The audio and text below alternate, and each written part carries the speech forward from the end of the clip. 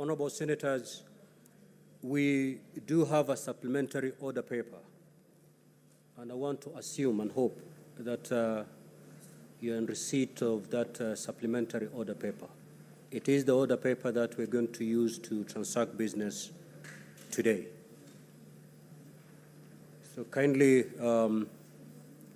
get a copy of the supplementary order paper, because that is the one that we're going to use today in today's proceedings. Order number 6, a notices of motion.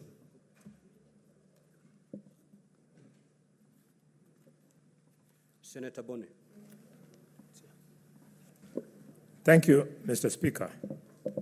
Mr. Speaker, I rise to give notice of the following motion, being a motion for the formation of an ad hoc committee to investigate the proliferation of religious organizations and the circumstances leading to the deaths of more than 95 people in Shakahola in Kilifi County. Mr. Speaker, sir, that aware that under the Bill of Rights, the Constitution of Kenya grants every person the right to freedom of conscience, religion, thought, belief, and opinion, and that every Kenyan has the right to manifest any religion or belief through worship, practice, teaching, or observation, including observance of a day of worship. Further aware, Mr. Speaker, sir, that new religious groups, institutions, or places of worship, and faith-based non-governmental organizations, alias NGOs, must register with the Registrar of Societies, which reports to the Attorney General's office. Yet indigenous and traditional religious groups are not required to register.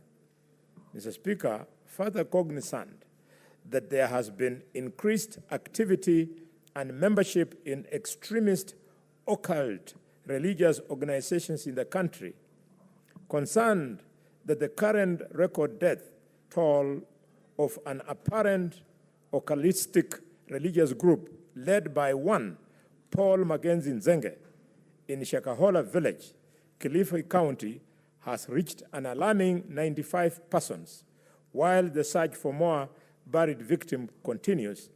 Now, therefore, Mr. Speaker, in exercise of its oversight function, the Senate resolves to establish an ad hoc committee to do the following. 1, investigate the circumstances leading to the death of the followers of the Good News International Church, led by one Paul Mackenzie Nzenge in Shakahola Village, Kilifi County. 2, investigate the role played by one Paul Mackenzie of the Good News International Church, his pastoral team, and the Kilifi County Security Committee in aiding and abetting the deaths of the followers of the Good News International Church in Shakahola, Kilifi County. 3, establish through the Office of the Registrar of Societies the number and activities of religious groups in this country, including their registration and compliance status. 4, audit the legal and registration framework for religious organizations in the country. And 5, develop a legislative proposal on regulation of religious activities in the country. And finally, Mr. Speaker, make any other recommendations that will prevent religious organizations from extreme indoctrination of their followers, including, Mr. Speaker, radicalization, spiritual exploitation, and financial exploitation, and submit a report to this House within 90 days. And further, that, Mr. Speaker, the following senators be appointed to serve in the committee. 1, Senator retired Stuart Matayo, CBS MP.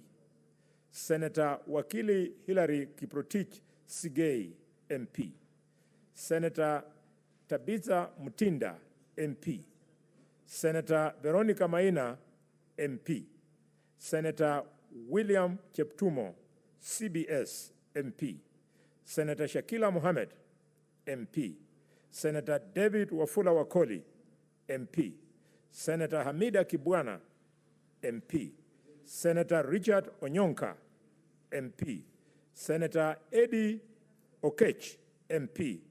And Mr. Speaker, sir, Senator Abdul Haji, MP, signed Senator Dr. Bonnie, CBS, Halwale, MP, Senator of Kakamega. Thank you. Next order, clerk. Order number 7, questions and statements. Statement pursuant to Standing Order 53-1, the Honorable Mwenyehaji Faki.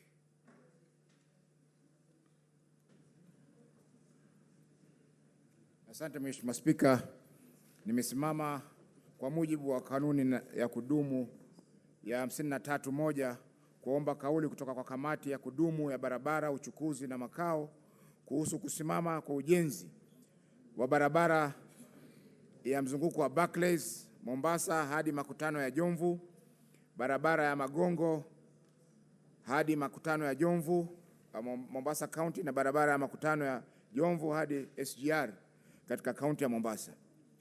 Mheshimiwa Spika, katika taarifa hiyo kamati iangazia yafuatayo. Kwanza, iliarifu Seneti lini wanakandarasi wa ujenzi wa barabara hizo tatu watarudi kuendelea na mradi wa ujenzi wa barabara hizo, ikikumbukwa kwamba muda mahususi uliotangazwa kuchukua ujenzi huo umekamilika. Pili, iwapo KENHA inatambua kwamba kutokamilika kwa barabara hizo imekuwa kero kwa wahudumu na wasafiri na wananchi kwa jumla katika maeneo hayo. Tatu, ibaini ni hatua gani KENHA itachukua dhidi ya wanakandarasi hao walioondoka kwenye maeneo ya kazi bila ya kukamilisha mradi huo, ikizingatiwa kwamba hasara kubwa inazokadiria kampuni za uchukuzi kwa kuharibika kwa magari kutokana na ubovu wa barabara hizo. Mheshimiwa Spika, Jumamosi iliyokwisha wengi walikuwa wanaokwenda airport walichelewa kwa sababu barabara ya kutoka Barclays mpaka Jomvu katika maeneo ya Kibarani ilifurika na magari yakawa hayawezi kupita. Wengi walikuwa wanasafiri kwenda kwa SGR, wengi walikuwa wanasafiri kwenda airport, walitatizwa na mvua kubwa na maji mengi yalikuwa yametanda katika barabara hiyo. Asante Mheshimiwa Spika. Senator Maruma. Nashukuru Mheshimiwa Spika kwa hii fursa umenipatia ili kuchangia hoja iliyoletwa na Seneta wa Mombasa, Senator 001 Muhammad Faki kuhusu barabara ya Jomvu kwenda SGR. Mheshimiwa Spika, naifahamu hiyo barabara na ni kweli hiyo barabara iko mbaya sana. Hiyo barabara ni muhimu kwa sababu inatoa watu Magongo, Jomvu na kwenda SGR. Hiyo barabara inaumiza magari, naielewa, naifahamu hiyo barabara vizuri kwa sababu katika utoto wangu nimekulia maeneo ya Magongo. Kwa hivyo ningeomba kamati ya barabara na usafiri itie bidii na ilete taarifa ya kutosha kwa nini ile barabara imesitishwa kutengenezwa. Kando na hiyo, Mheshimiwa Spika, ningependa kusema kwamba kamati hiyo iko na taarifa ambayo nilikuwa nimeulizia kuhusu barabara mbili za Taita Taveta, ambayo ni barabara ya kwanza ya Taveta kwenda Njukini na kwenda Ilasit. Bado Mheshimiwa Spika, miezi 2 sijapata taarifa ama habari kamili kwa nini ile barabara ilisitishwa. Na ya pili, Mheshimiwa Spika, ilikuwa ni barabara ya Bura Mgange kwenda Veruga, kwenda Undanyi, kwenda Mbale na kwenda Mtomogoti. Barabara hizo zote zimesitishwa na ningependa nipate taarifa kamili kutoka kamati ya barabara ya Seneti ni lini wakandarasi watarudi kutengeneza hizo barabara. Nashukuru Mheshimiwa Spika. Senator Cheptumo. Thank you, Mr. Speaker. Mr. Speaker, I rise to support this statement. Mr. Speaker, the three institutions dealing with matters roads in the country, that is Kenha, Kera, and Kura. Mr. Speaker, this is a very timely statement because today, Mr. Speaker, we are aware in the country there are very many and complete roads. And Mr. Speaker, this arises out of, in my view, two issues. One is the issue of funding by the government. Number two is the quality of the contractors that are always given or awarded these contracts. Mr. Speaker, in the case of my county, I have two roads, Mr. Speaker, which I think faces the same situation like the one in the Mombasa County. Mr. Speaker, a road from Kipsaraman all the way to Bartabwa, all the way to Kinyech. And then from Laikipia, Mr. Speaker, Karandi, all the way to Mochongoi, then to Marikat. Mr. Speaker, these are roads which has been pending for close to 5-6 years, and contractors are not able to complete. And some of the reasons is because either there is no funding by the government or because the contractors have failed. Like the one from Bartabwa, it is because the quality of the contractor, Mr. Speaker, they were unable to proceed.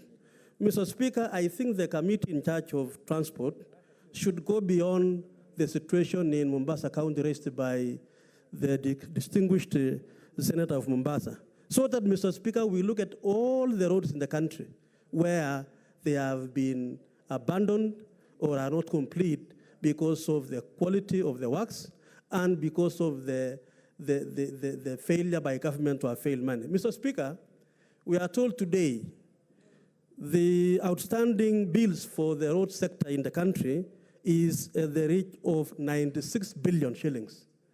Mr. Speaker, that is a huge sum.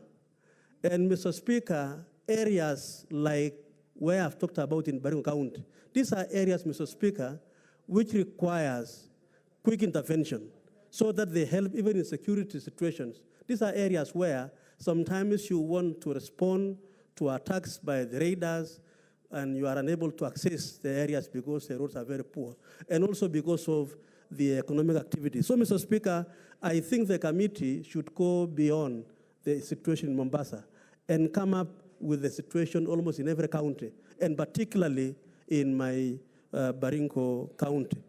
Mr. Speaker, in the recent scaling down of the projects of roads in the country, some of the roads have been suspended until further notice. Others are being, continued. So it is, it is very important, Mr. Speaker, that as even we reallocate resources for the roads to other resources, it is important that we realize that if we don't succeed in having our transport systems work well, we are unable to even meet our development, especially in areas where there are a lot of insecurity and so on. So, Mr. Speaker, I want to thank my colleague for this question, and I want to request the committee in charge of transport to consider the situation in Baringo, especially those two roads which have stalled for the last close to 4-5 years. Thank you, Mr. Speaker. We'll move to the next statement. Senator Fatuma Dulo.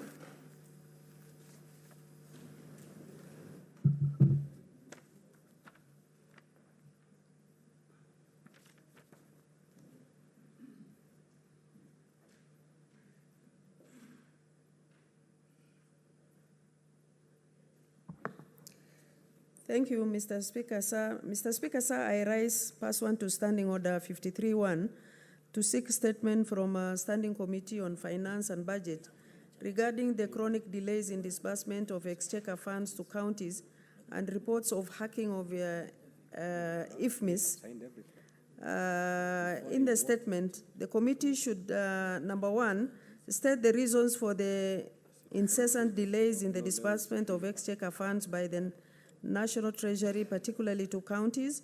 Number two, investigate the veracity of reports of hacking IFMIS and clarify whether the government is losing money as a result of that.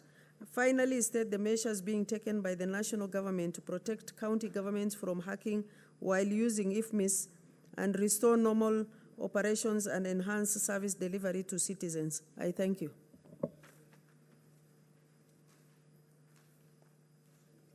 Senator Mandago. Thank you very much, Mr. Speaker. Mr. Speaker, I rise in support by a statement by Senator Fatuma Dulo on the alleged hacking of the IFMI system, Mr. Speaker. Mr. Speaker, I have my reservation whether the system is being hacked or being interfered by officers in Treasury, Mr. Speaker. As you are aware, Mr. Speaker, that system is entirely managed by National Treasury, national government, and county governments have been left to become users, Mr. Speaker. Mr. Speaker, don't be surprised that the officers in Treasury have access to the IFMIS data, including the e-procurement module, Mr. Speaker, where they have opportunity to even look at the prices before the tenders are open, Mr. Speaker. Mr. Speaker, this interference of IFMIS is not something that has just started yesterday. There have been serious interference of IFMIS, and IFMIS has also been used, Mr. Speaker, to actually deny county funds by making sure that periodically and when it is convenient, Mr. Speaker, IFMIS is not working. Mr. Speaker, there are payments, late payments that have been made in IFMIS without any services or goods being rendered, Mr. Speaker, because of the interference and the absolute access of IFMIS by only officers in Treasury, Mr. Speaker. Mr. Speaker, it is unfortunate that counties have been forced to use that system to the detriment of service delivery in counties.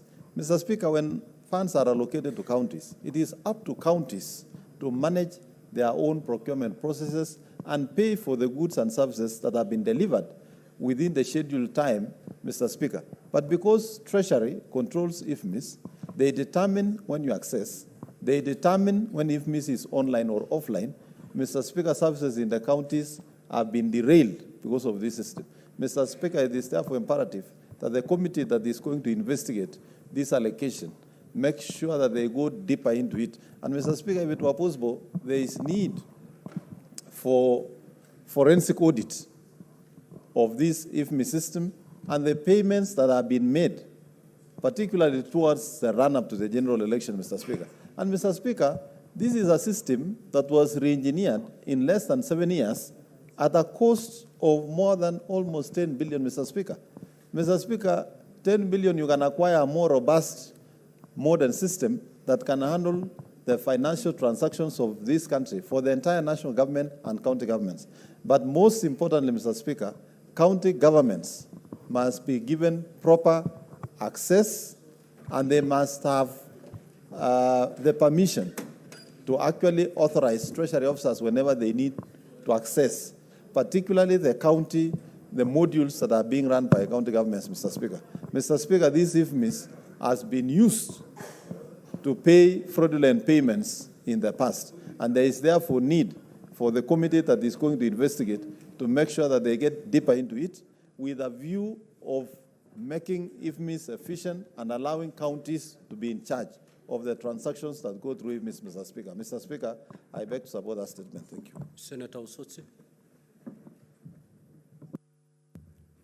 Mr. Speaker, I rise to support the statement by Senator Dulo and to say that the hacking of the IFMIS system, if proved to be true, is a serious offense under the Computer Misuse and Cybercrime Act. That if these allegations are proved, then the people involved are liable for prosecution, Mr. Speaker. But Mr. Speaker, I would request that since this matter is touching on both finance and ICT, that this matter would be better handled by joint committees of finance and ICT. Because IFMIS, as you know, is an IT system, and there are a lot of challenges, like the challenges that have been pointed out by Honorable Mandago. We have had reports before on IFMIS, even by the Auditor General, that indicates that this system has been used to process fraudulent payment, that this system has not adhered to the best practice of an IT system that is supposed to serve two levels of government. There was also suggestion that we need to have two IFMIS, one for the national government, one for our counties. I think as the committee looks at this, they also need to tell us about how well to implement this. The other day, the IFMIS director appeared before CIPIC and said that the system is fully customizable. Mr. Speaker, if this system is fully customizable, some of the challenges we have, like control of budget, not being able to do some operations on the system, why are they not being done? And yet the system is customizable. I think as the committee looks at this matter, they need to look at the deeper issues around the IFMIS. And that's why, Mr. Speaker, I recommend that you consider directing that this matter be handled, the joint committees of finance and ICT, so that we can achieve what is expected of this request for statement. Mr. Speaker, I support. Indeed, this matter is committed to the Committee of Finance and the Committee of ICT. We move to the next statement. Senator Mohammed Chute.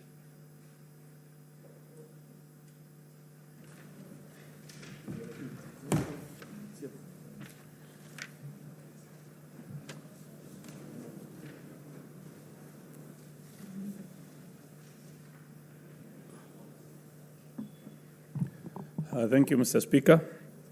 I have two statements I want to read. Mr. Speaker, sir, I rise pursuant to Standing Order 53-1 to seek a statement from the Standing Committee on Land, Environment and Natural Resources on boreholes in Marsabit County.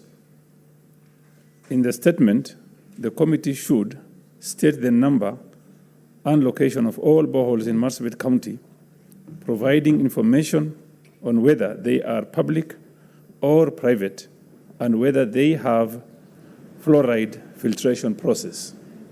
2, indicate the criteria used to identify boreholes for commissioning, stating the requirements and tests conducted.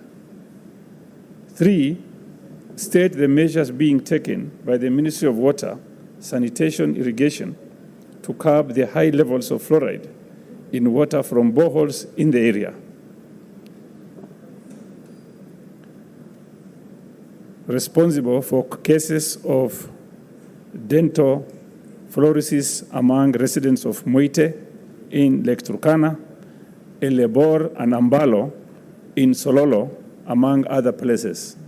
And lastly, Mr. Speaker, disclose the number of boreholes with water declared unfit for human consumption, ascertaining that water from such boreholes is not illegally being distributed for use by unsuspecting residents.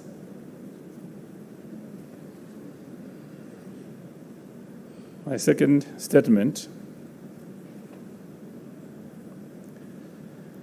Mr. Speaker, sir, I rise pursuant to Standing Order 53-1 to seek a statement from the Standing Committee on Labor and Social Welfare on the staffing policy by Marsabit County Government.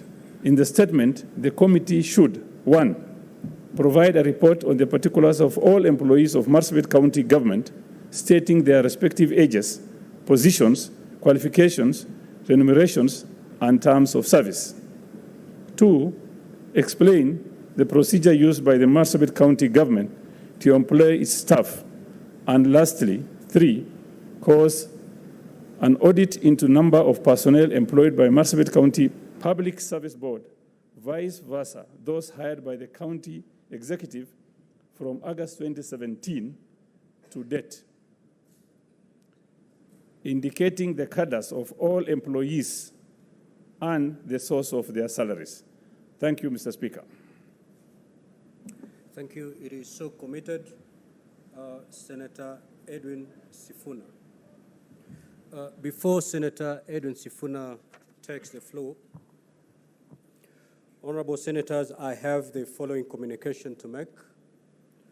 I would like to acknowledge the presence in the Speaker's Gallery this afternoon a visiting delegation from the Parliament of Zambia. The delegation comprises members of the House Business Committee and its staff who are on a benchmarking visit. I request each member of the delegation to stand when called out so that you may be acknowledged in the Senate tradition. The Right Honorable Speaker, Nelly B.K. Muti, MP, Speaker and Leader of Delegation.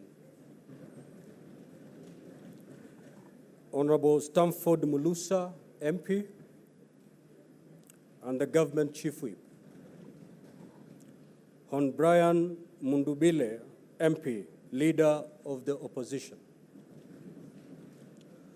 Honorable Stephen Kampiongo, MP, Whip for the Patriotic Front. Honorable J.E. Banda, MP, Whip for Independent Members of Parliament. Honorable Kampamba S. Mulenga, MP, Member of the Committee. The Honorable Clement Andeleki, MP, Member of the Committee. Mr. Roy Ngulube, Acting Clerk of the National Assembly. Mr. Tanesion Nyangu, Principal Clerk. Mr. Sage S. Samuwika, Executive Assistant to the Speaker. Mr. Barnabas Bwalia, Executive Assistant to the Clerk. Mr. Temwani Nyirenda, Deputy Principal Clerk. Mr. Simon Bwalia Mulenga, Assistant Director. And lastly, Ms. Caroline Silenga, Aide-de-camp to the Speaker. Honorable Senators, on behalf of the Senate and on my own behalf, I extend a warm welcome and wish the delegation a fruitful visit. As you may have noticed, the delegation comprises of both government and opposition, and therefore I will allow the Honorable Mungatana to make very brief welcoming remarks on behalf of the government side, and Honorable Kajwang to make brief remarks on behalf of the opposition. In that order, kindly proceed. Mr. Speaker, I want to join you in welcoming the delegation from Zambia. Mr. Speaker, Zambia is a country that has had a very warm relationship with Kenya. During the period of our founding fathers, Mr. Speaker, we all remember with affection the old man with the handkerchief, Kenneth Kaunda, visiting Kenya, and equally our president visiting the good country of Zambia in many occasions. Mr. Speaker, this country has distinguished itself in terms of development and democratic practice. They have had a successful transfer of power. And right now, Mr. Speaker, we have a very progressive president who is called HH, who has been serving in the opposition for many times. He had tried to be president, and right now he is the head of state in that country. He has introduced the equivalent of what we call CDF in Kenya, and a lot of good things are happening in Zambia. Mr. Speaker, Zambia is one of those countries which, like Kenya, does not have the requirements of visa. As a result, many occasions, we have held international meetings in Lusaka because going to Lusaka is as easy as coming to Nairobi. And we have actual good relationship with these people, because even when you listen to their morning radio stations, and I have been to Lusaka many times, Mr. Speaker, you will notice that even their accents, Mr. Speaker, are very similar to Kenyan accent. You will find good food in Zambia. They have the nshima, Mr. Speaker, which is the equivalent of our own ugali. Mr. Speaker, maybe the difference is that some of their meat, Mr. Speaker, our equivalent of nyama choma, they would put some sugar in it. So maybe there we might differ a bit.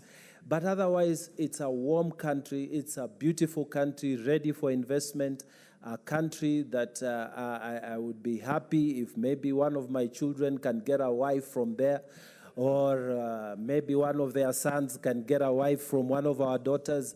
Mr. Speaker, we would be very happy to welcome the delegation here and let them feel at ease as they are here in Kenya.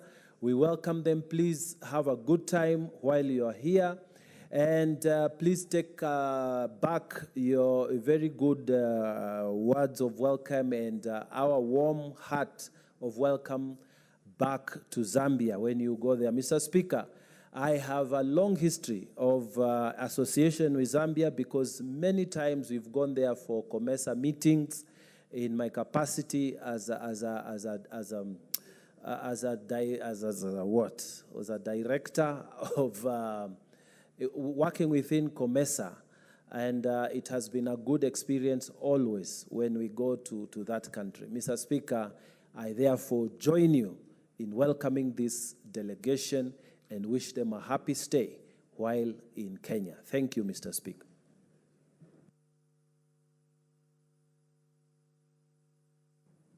Mr. Speaker, I join you and the House to welcome the visiting delegation from the Republic of Zambia.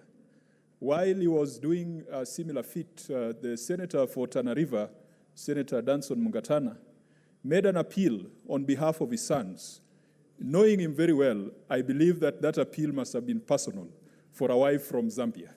And so the delegation should take it as such.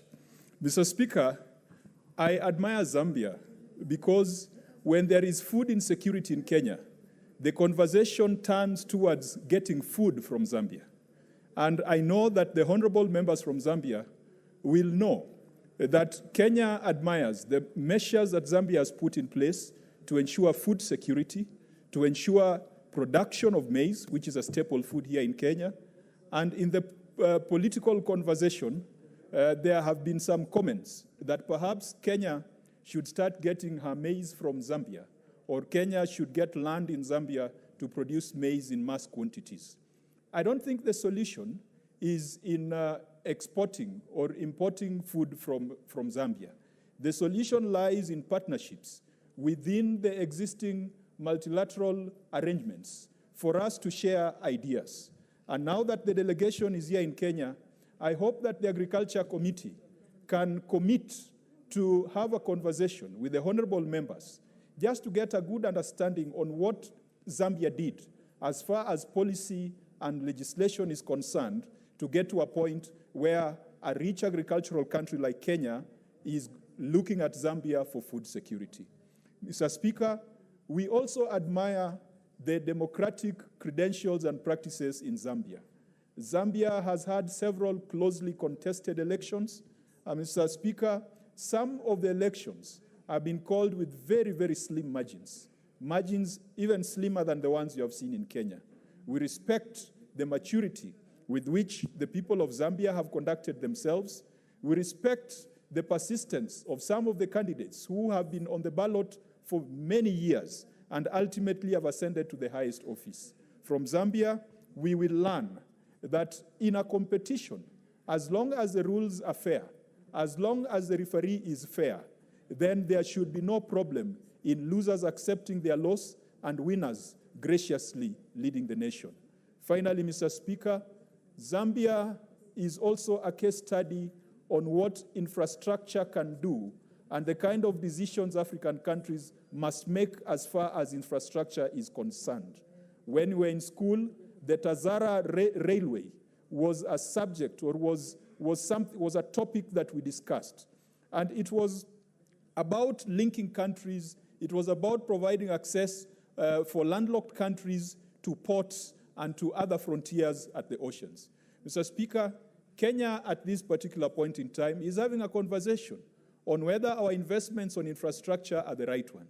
Mr. Speaker, if I get an opportunity to meet the distinguished leader of delegation and the Speaker of the Assembly and those very distinguished leaders from Zambia, it would be important for us to share the experiences, particularly with aid from China as far as infrastructure is concerned, with aid from other countries, and how that can impact on Kenya. So, Mr. Speaker, I join you in welcoming this delegation, and I want to assure the delegation from Zambia that even though our economy might seem to be bigger, even though our GDP might seem to be bigger, but there are a lot of lessons in terms of politics, in terms of planning for food security, in terms of managing resources, in terms of infrastructure management, in terms of foreign policy that Zambia can teach Kenya. I wish them a fruitful stay, and I want to assure them that this is a long weekend.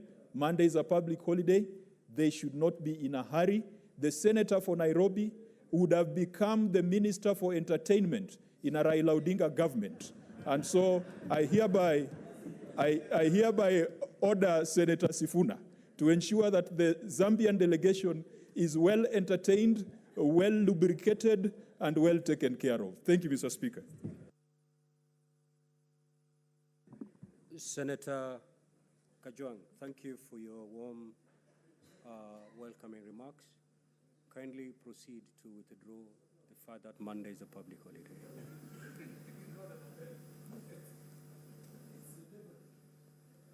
Speaker, Monday is Labor Day, and it is a public holiday. Our other public holiday will be in the subsequent Monday. Thank you, Mr. Speaker. You cannot raise the point of order when the senator has already rested. Senator Sifuna. Mr. Speaker, allow me to prove my credentials first as Minister for Entertainment and advise my brother Mungatana that next time you are in Lusaka, try a joint called Granddaddies. They have the best meat. The delegation knows what I'm talking about. Mr. Speaker, I rise pursuant What is the to... point of order, Senator Chirange? Standing order 105 and also on point of relevance, you know, this is a distinguished delegation. In the government structure executive, there is no ministry called a Ministry of Entertainment. I think it should be sports so that our delegation do not go back to Zambia imagining that there is Ministry of Entertainment. I agree it's part of the name. It's good to raise so that they don't go with the wrong perception. It's the Ministry of Sports and Social Welfare, Mr. Speaker, unless it is on the side of the minority. Thank you, Mr. Speaker. Senator Chirange, we know what constitutes a government ministry, and the Honorable Kajwang was speaking for and on behalf of the opposition. So maybe in their shadow cabinet, there exists a Minister of Entertainment. Senator Sifuna, proceed, please. Mr. Speaker, Senator Cherargei likes to call himself a Kalenjin warrior, although he doesn't look like one. Senator Sifuna, proceed. We don't object. We don't object to those things. It's with a light touch, Honorable Speaker. I rise pursuant to Standing Order 53-1 to seek a statement from the Standing Committee on Labor and Social Services regarding the status of the operationalization of the Nairobi County Liquor Licensing Board. In the statement, the committee should disclose the amount that has been raised through liquor licensing since the board's creation. Number 2, state the number of youth programs in the form of sporting and related activities that have been created to rehabilitate users of alcohol and drugs. Number 3, state the total amount of funds utilized in the above programs since the inception of the board, disclosing the percentage this represents on the overall budget of the county. And finally, state the county's long-term interventions, if any, to support youth, sports, and drug rehabilitation programs in Nairobi. I thank you, Mr. Speaker.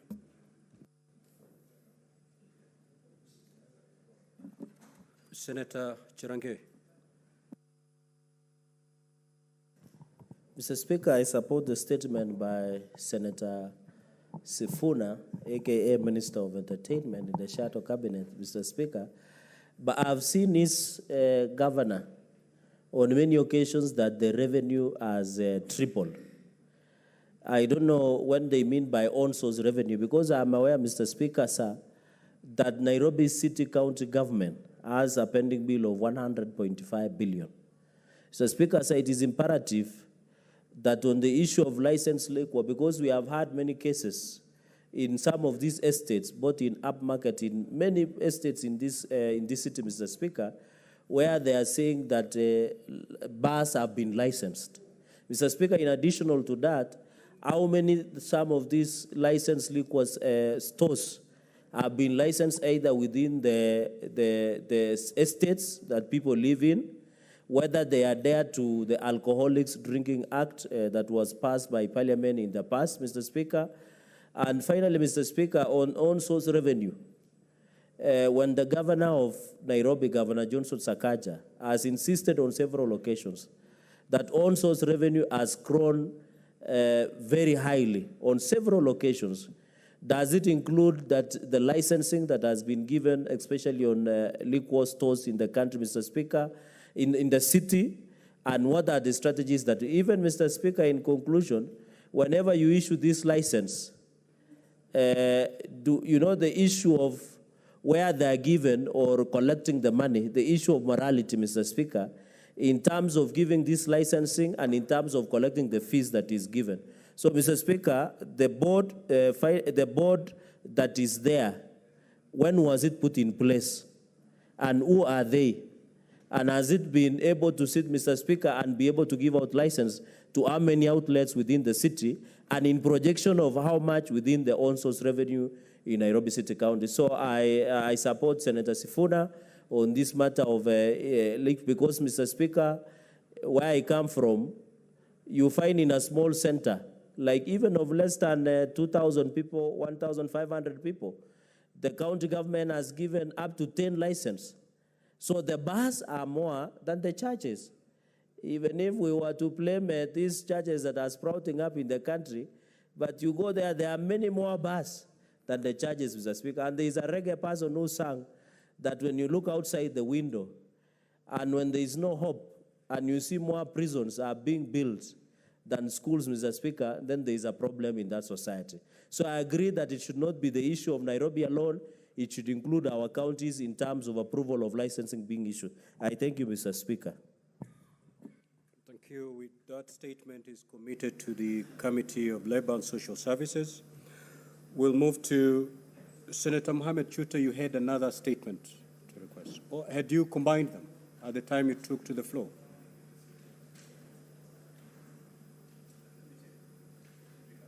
Okay, we shall proceed to Senator Chirange. Go up.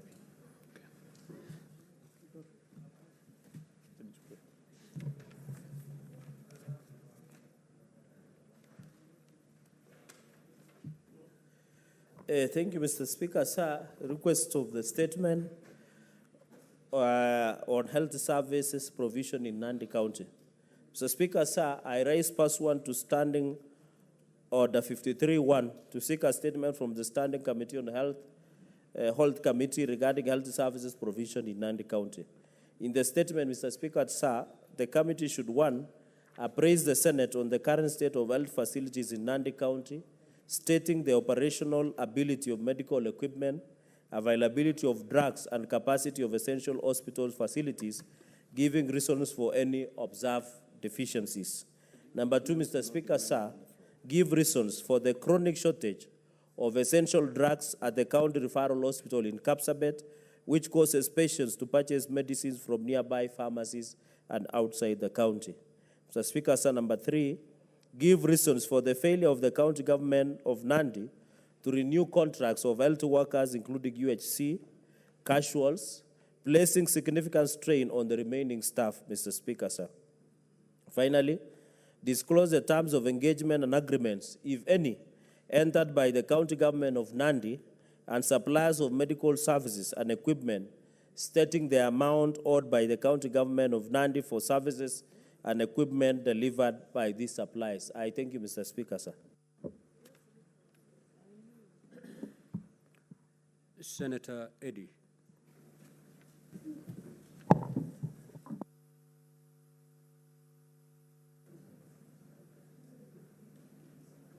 Mr. Speaker, I rise to support the good statement by the good Senator of Nandi, good once in a while, like today, on this issue of the state of health in Nandi County. And he has actually been able to highlight some of the most important issues, Mr. Speaker.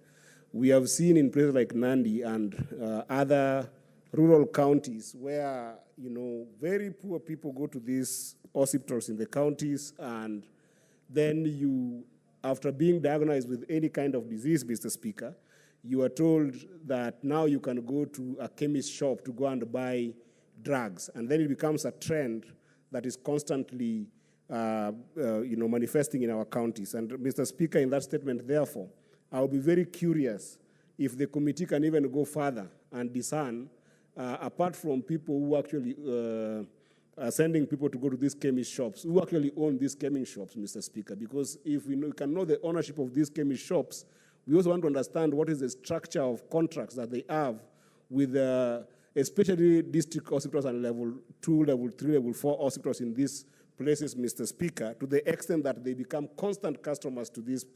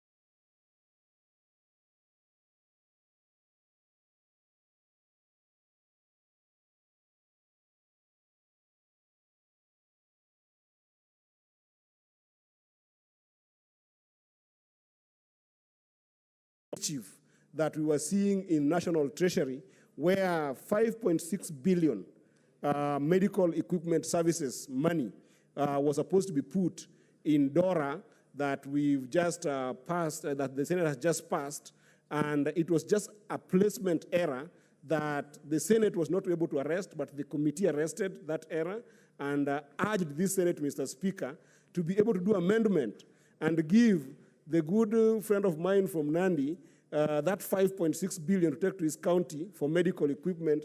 And Mr. Speaker, he voted against it, Mr. Speaker. Does it mean that my good friend Senator of Nandi did not read DORA and understand that that money was put there and his county had entitlement to that money, and he voted against this in this House? So I think he should not go and stress another committee with that issue, because it's an issue that the Budget on Finance and Committee did deal with, and he himself, he denied his county that money. I think the people of Nandi should know that he voted against it, and he should be responsible for voting against it. People of Nandi must go without medical equipment until the next financial year, so that they can judge this senator for not voting for those medical equipment and denying them that money. I thank you, Mr. Speaker.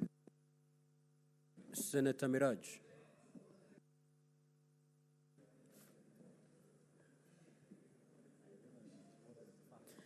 Asante Speaker, na mimi niweze kuchangia katika statement ya Bwana Senator Cherargei. nikisema ya kwamba hata sisi pale Mombasa tuko na hospitali kubwa ya Coast General Referral Hospital, ambao katika mapendekezo ya CIDP pale Mombasa hivi sasa tumesikia governor anataka kutoza ushuru. Ingawaje hajajieleza, kwa sababu amesema ile hospitali inafanya kazi nyingi na inatumia pesa za watozo ushuru wa watu wa Mombasa, ndiposa anataka kuleta huo ushuru mpya. Japokuwa hajasema atautoza kwa county government ama national government. Ningependa kuchangia ya kwamba Coast General Referral Hospital ni referral hospital ambayo inasaidia counties kutoka Lamu mpaka hata Ukambani, watu wengi huletwa kule. So masuala ya madawa, ukifika hospitali dawa kama Panadol pia inakuwa changamoto. Tungetaka kujua mbona wagonjwa wote ambao wanakwenda kwenye hospitali za serikali ni lazima watoke nje, tena wanapewa directions na madaktari waende kwa chemist gani? Hata mimi ningetaka kujua zile chemist ambazo ziko pale nje, hiyo committee watueleze ni za kina nani na wanatoa wapi dawa ambazo kwa hospitali za serikali zinakosekana. Asante Mr. Speaker. Senator Okoit Omtata.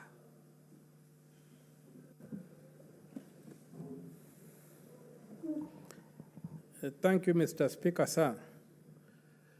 In support of the statement by my friend, the warrior from Nandi, Mr. Cherargei,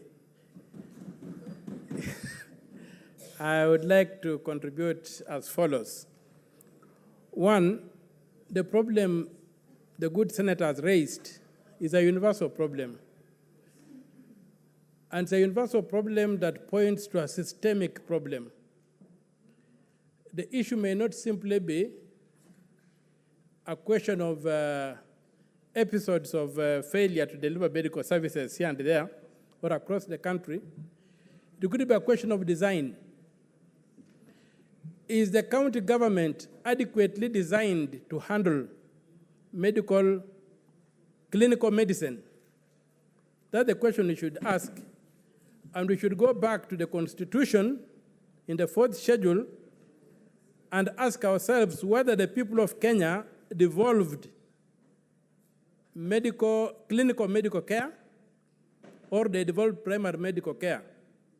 Secondly, if you have to go as matters stand now, whereby through political machinations, clinical medical care was devolved, then we should ask ourselves, why is the big budget for medicine still with the national government? And I would like the statement, when being answered, I would like to get a contribution or information when the statement is answered. The committee should provide us with the information of what percentage of devolved functions are not funded, and how much of the money left in the national government should be in the county governments. And I think we should stop being a talking shop through making statements and motions and feeling we have achieved anything. We must bite. We must demand that if health is devolved, then the budget should not be in Nairobi. The budget should be in the counties. Because even if you fix the Panadol issues and whatever, you'll find that there's hardly enough money to run our medical facilities on the ground. And so the national government must step up to the plate, or we must hold its feet to the fire and make sure that money follows functions that have been taken to the counties. So I would plead that the committee expands its scope and interrogates, audits, and ferrets out corruption in the budget of the national government's Ministry of Health, where counties are being starved of resources and money is left in Nairobi here to be stolen. We know it's not long ago that we heard of the KEMSA scandals and what have you. All that was stolen went The KEMSA billionaires are bullying us around with their money, and here we are trying to look in the wrong direction. So I pray that the committee goes as far as interrogating, auditing, and ferreting out corruption in the national government's Ministry of Health budget, and telling this House how much of the money that is being left in Nairobi should be in the counties, and this House should then take action to ensure that that money is taken to the counties. And I will ask the government side not to go to bed with the executive. You are part of Parliament. Parliament is independent of the executive. And our work is to oversight. And when the motion comes here, please, let us ensure that we push the national government to devolve the money that is supposed to be with the counties so that we can have adequate medical care. Because if you don't have even money to do records, in many hospitals, even people who are keeping medical records are not there. How do you expect to track how Panadol is being used? Let the hospitals be fully equipped, be fully manned, and this problem will go away. But for as long as the hospitals are not fully manned and fully equipped, we shall keep coming here to talk to ourselves, and nothing will happen. So in supporting that motion, I thank the warrior of Nandi for being alert to the moment and for bringing this very, very emotional statement to the floor of this House. And I pray that the committee does all that it can to make sure that we get to the bottom of this matter and we get to devolve money from Nairobi to the counties so that we can have adequate health care as required under Article 43 of the Constitution. Thank you very much, Mr. Speaker, sir. I support. Senator Omtata, on our standing orders, you are supposed to refer to your colleagues as Honorable Senator. Honorable Senator Cherargei, Senator of the Republic of Kenya, elected by the people of Nandi. And majority whip, is it? Statement. Senator Omtata, thank you for your comment. Statement by Senator James Murango. Senator James Murango had three statements. Those statements are deferred. We'll now move to statements pursuant to Standing Order 56-1A. That is the statement by chairpersons of standing committees. The chairperson Standing Committee on Devolution and Intergovernmental Relations.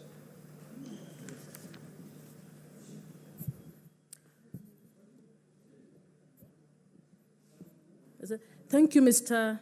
Speaker. Honorable Speaker, I rise pursuant to Standing Order number 56-1A of the Senate Standing Orders to make a statement on behalf of the Committee on Devolution and Intergovernmental Relations relating to the urgent need for a review of the devolved sector laws that need to be aligned to the Constitution of Kenya 2010. That is the laws that are contributing to the clawback on the implementation of devolution. Honorable Speaker, the Standing Order number 228 provides the mandate of the Standing Committee on Devolution and Intergovernmental Relations, and the committee is mandated to consider inter alia all matters relating to devolution, intergovernmental relations, and inter-county relations, governance and management of county governments, cities, towns, and urban areas. Honorable Speaker, by dint of its mandate, the Devolution and Intergovernmental Relations Committee resolved to initiate an audit of all laws existing prior to the promulgation of the 2010 Constitution to identify those that require to be amended in order to align with the Constitution. Mr. Speaker, as a result of this, we have found that there are many laws that existed prior to 2010 Constitution that are yet to be aligned to the Constitution. Mr. Speaker, despite the fact that Article 2 provides for these laws to be read as though they have aligned to the Constitution, these laws still facilitate the existence of institutions and the carrying out of mandates by national government in contravention of the devolved governance system as provided in the Constitution. Mr. Speaker, our team has audited a total of 63 laws in the first batch of the audit, and would want to recommend that the committees of this House be urged to urgently review the laws as assigned to their committees in order to deal with this urgent situation. Mr. Speaker, this exercise is urgent because we are on the 13th year since the promulgation of the Constitution, and I think it's a collective shame that we still have laws in our books that have not been aligned to the Constitution. Mr. Speaker, the Senate takes the first role of responsibility because we are the House that makes the laws that align on devolution. This exercise is therefore urgent, and the committee would like to request that the Senate deploys special resources to facilitate the various committees to carry out this mandate. Mr. Speaker, the Devolution Committee will continue to carry out the audit of the remaining laws, and we will continue to periodically submit further lists of the laws that need to be looked at, and would like the support of all the committees of this House. Mr. Speaker, in this first batch, we are assigning 24 laws to the Standing Committee on Agriculture, Livestock and Fisheries, 1 law to the Devolution and Intergovernmental Relations Committee, 1 law to the Energy Committee, 1 law to the Finance and Budget Committee, 15 laws to the Health Committee, 1 law to the Labor and Social Welfare Committee, 10 laws to the Land, Environment and Natural Resources Committee, 2 laws to the National Security, Defense and Foreign Relations Committee, 4 laws to the Roads, Transportation and Housing Committee, and 2 laws to the Trade and Industrialization and the Tourism Committee. Honorable Speaker, the committee would like to urge colleagues in the Senate to support this effort and to make it an urgent activity of their committees so that this Senate can be called or can be known as the Senate that took responsibility to ensure that all laws have been aligned to the Constitution and the ongoing clawback against devolution has been tamed. As I conclude, Mr. Speaker, I wish to register the committee's appreciation for the support accorded to members by your office to work on this work and the role played by the Office of the Clerk and his secretariat, who have worked so tirelessly to enable us to submit this statement. I thank you, Honorable Speaker. Senator Nderitu. Asante Bwana Spika kwa kunipa fursa hii. Yangu ningependa, kwa sababu Bwana Spika nimekuwa mwenyekiti katika seneti iliyopita, nilikuwa mwenyekiti wa ugatuzi. Na ni kweli sheria ambazo amezitaja ni sheria ambazo zinapaswa kurekebishwa. Na nataka kushukuru kamati hiyo kwa kazi nzuri ambayo wamefanya wakiongozwa na Senator Abbas na naibu wake. Na Bwana Spika, ni vizuri kwa sababu hiyo kamati haijaketi tu, wameketi na wakaangalia kile ambacho kinaleta uzuizi katika gatuzi zetu Bwana Spika.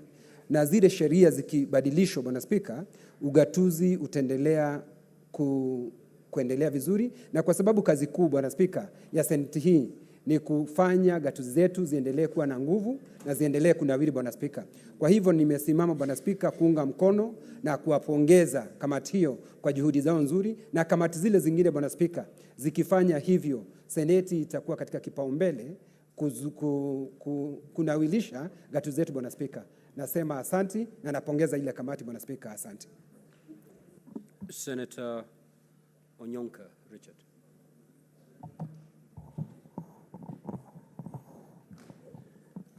Mr. Speaker, I think I made an error. I wanted to internalize the matter and then I can participate. My sincerest apologies. My sincerest apologies, sir. Senator Kajwang, are you also the same queue? No, Mr. Speaker. Mr. Speaker, I was the chair of the devolution committee after Senator Kinyua, Senator for Laikipia. I inherited a very well-done job, and when I handed over to Senator Abbas, I can see that they are doing even a greater job than Senator Kinyua, Senator Murkomen, and I did as some of the founding chairs of that committee. Mr. Speaker, many of the laws that have come to this House have been laws on self-preservation. The very first referendum call that came from this Senate was on how to strengthen the Senate. It was about self-preservation. When we get legislative proposals from the Council of Governors, many a times it's about self-preservation, how to strengthen the Council of Governors and how to entrench the Secretariat in law. When we get proposals from county assemblies, like in the legislative conference that we'll soon be having, they'll be self-serving. They'll be about house loans and car grants and how to enhance the salaries of MCAs. Mr. Speaker, I am so happy that Senator Abbas and the team in the devolution committee has cast aside those self-serving approach to laws, and now we are looking at the substantive issues that the Senate exists to address. Mr. Speaker, nothing is more urgent than a legislative impact assessment. 13 years of devolution, what has been the impact of the laws that we have in place?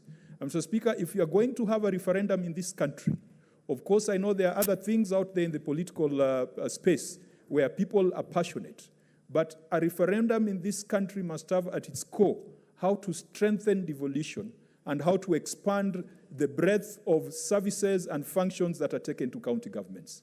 Mr. Speaker, the roads bill collapsed in our hands in the last parliament. As a result, the national government is building roads in villages, a job that is clearly for governors. And that money is sitting in Nairobi. And Mr. Speaker, even in last week's debate on the division of revenue, even if we argued that counties should get more money and we still have Kera existing in Nairobi and Kura existing in Nairobi, it defeats the whole purpose of devolution. Another very urgent piece of legislation is a legislation that established the Agriculture and Food Authority. And I'm glad that the fisher folk decided to set up a fisheries authority. And I know that there's a livestock bill that should again take seed livestock matters from AFA.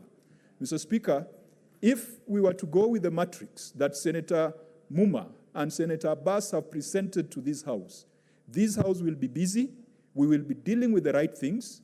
Mr. Speaker, we will ensure that when Senator Chute is asking about boreholes in his county, is asking about boreholes and is pushing his governor to drill boreholes, knowing very well that money for boreholes has been sent to that county and it is not sitting in Maji House somewhere in Nairobi. And so, Mr. Speaker, I fully support this. And if you so wish, Mr. Speaker, you should direct that those pieces of legislation that have been referred to committees must be prioritized. And I do hope also that in that matrix, the PFM Act has also been highlighted, the PFM regulations, the procurement laws, because in our experience, the Public Accounts Committee, some of these laws were created when we did not understand the practicalities around devolution. And many a times, some of the things we flag as non-compliance with the law are things that in real sense are impractical to do. So, Mr. Speaker, I support this, and if any matter is referred to my committee, it will be the most important business in my committee because this is the reason why the Senate exists. Thank you. Senator Okanyuri. Thank you, Mr. Speaker, for this opportunity. In my formative months in this House, I served in that committee as a member before I later joined the Trade Committee. And I want to commend the work that is being spearheaded by the committee's chairperson, Senator Abbas, and his vice chair, Senator Catherine Muma. And in this, I would implore that as a Senate, we need to support that committee, because whatever work they are doing is actually the anchor of what the Senate is doing, especially on the issues of the urban areas development that you've been pursuing. I'm also looking forward to issues of transfer of functions. Several years down the line, before we anticipated the devolution, we are yet to really agree on what functions remained at the counties and those that were the national government. There have been several conflicts, and if this committee is supported to actually come up with a way that we can address, then as a Senate, we'll have actually achieved at least one thing in this House. So I want to commend whatever work that the committee has done, and I support the statement that the Vice Chair has just read. Thank you, Mr. Speaker. Senator Margaret Kamar.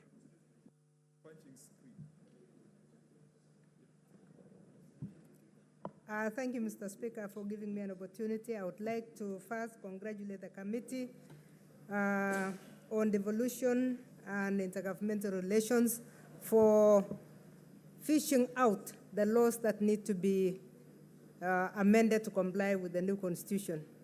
Mr. Speaker, this constitution was supposed to do radical things, but unless we have enabling laws, enabling policies, it is very difficult. We are very fortunate, Mr. Speaker, that this is being done at the time when you are in this House as a former governor, when we have two former governors sitting in this House, because we will be able to actually look at what was not enabled and what has not been enabled for implementation. It is no surprise, Mr. Speaker, that the agriculture, livestock, and fisheries sector has the largest number of laws that need amendment. It is no wonder we have not been able to devolve agriculture properly. And yet, in the Constitution, everything has been devolved except policy. The same thing is in the Ministry of Health. Ministry of Health, we have 15 pieces of law that need to be aligned to the new Constitution. And then the third one is land, environment, and natural resources. It's no wonder these three sectors have been highly disadvantaged as far as devolution is concerned. I therefore would like to support the committee in the recommendation that this Senate should focus on that. And as I said, focusing on this time is advantageous more than ever before, because we have those of you who have been governors before. The other aspect that change alignment should take into consideration, Mr. Speaker, is the international laws that the country has, that we have signed, we have ratified as a country. We have ratified the Abuja Declaration. We know the percentage of money that should be going to health, the health sector. If we do any amendments, we must ensure that we carry that on board, because we give discussing and arguing over the division of revenue, and yet we are in a country that has actually declared the percentage of money that should be going to some of these sectors. If it has been declared in international law, our law, any international law that has been ratified is as good as our own law. So I'm urging committees, when they sit and look at these laws, that they should come also the international laws that have been ratified by our country, so that we actually inject the same information into our new laws. That way, we will be very clear how much money should be actually going to the devolved units, because it's obvious that health has not been taken care of according to what we have ratified, agriculture has not been taken care of according to what we have ratified, and education has not been taken care of according to what has been ratified. And some of these areas have really affected the social development sector of the country. So I want to congratulate the committee, and as I congratulate them, I challenge the other committees to go and come further, so that we actually come with pieces of law that don't need to be amended in the next 20, 50 years. Mr. Speaker, I support. We now move to statement pursuant to Standing Order 57-1. This is a statement by the Senate Majority Leader.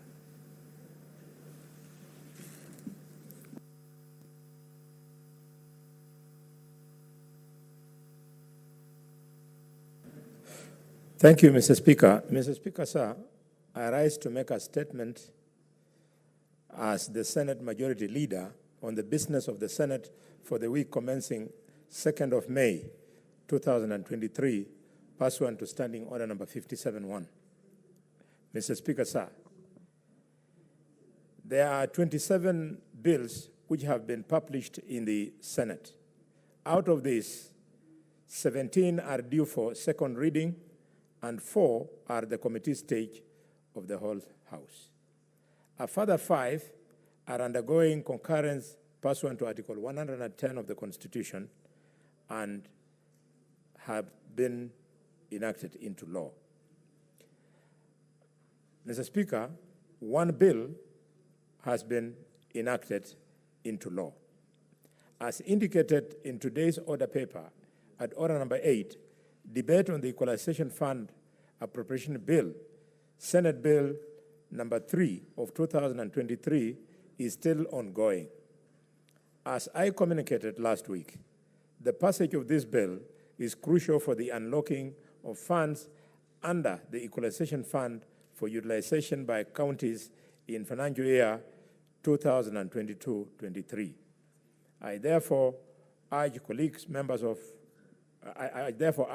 the party whips to mobilize the requisite number of senators for the voting process at the conclusion of the debate, hopefully, preferably today. Mr. Speaker, sir, with regard to petitions, the Senate has so far received 13, which have been committed to the respective standing committees pursuant to Standing Orders 238-1. 5 petitions are already due for reporting by the standing committees on roads and transportation and housing, agriculture, livestock and fisheries, labor and social welfare, and, Mr. Speaker, justice, legal affairs, and human rights, respectively. I urge the aforesaid committees to expedite the consideration of the petitions and table reports thereon. I also urge other standing committees to process the petitions referred to them within 60-day period as per the provisions of Standing Order number 238-2. Statements are increasingly being sought pursuant to Standing Order number 53 and others issued pursuant to Standing Order number 52. Standing committees are encouraged, Mr. Speaker, to expeditiously consider the statements and report back to the House with the mechanisms providing for under the standing orders. For instance, the Standing Committee on Devolution and Intergovernmental Relations considered a statement sought by the Senator for Tharaka-Nithi County on the relocation of the national government services from Chuka Town to Kadwana County headquarters and tabled a report on the 19th of April 2023. The committee has made some recommendations in the report which require a resolution of the Senate. As such, the committee has filed a motion which is scheduled at order number 17 today. Standing committees are urged to emulate this example, with some going as far as making concrete legislative proposals in the form of bills to address concerns arising from statements. Mr. Speaker, sir, several questions have been filed and approved by the Speaker. At its meeting held on Tuesday, 25th April 2023, the Senate Business Committee approved the second set of questions to be scheduled in the order paper for Wednesday, 3rd May 2023, during the morning sitting. The summary of the questions and cabinet secretaries to appear on that day are as follows. 1, question by Senator Danson Buya Mungatana to the Cabinet Secretary for Roads and Transport to respond on the marginalization of Tana River County in infrastructural development. 2, question by Senator Veronica Maina, MP, to the Cabinet Secretary for Tourism, Wildlife, and Heritage to respond on the cancellations of voyages and change of cruise ship destination from Kenya. 3, question by Veronica Maina, MP, to the Cabinet Secretary for the Education to respond on the suitability and capacity of Bandari College to train seafarers.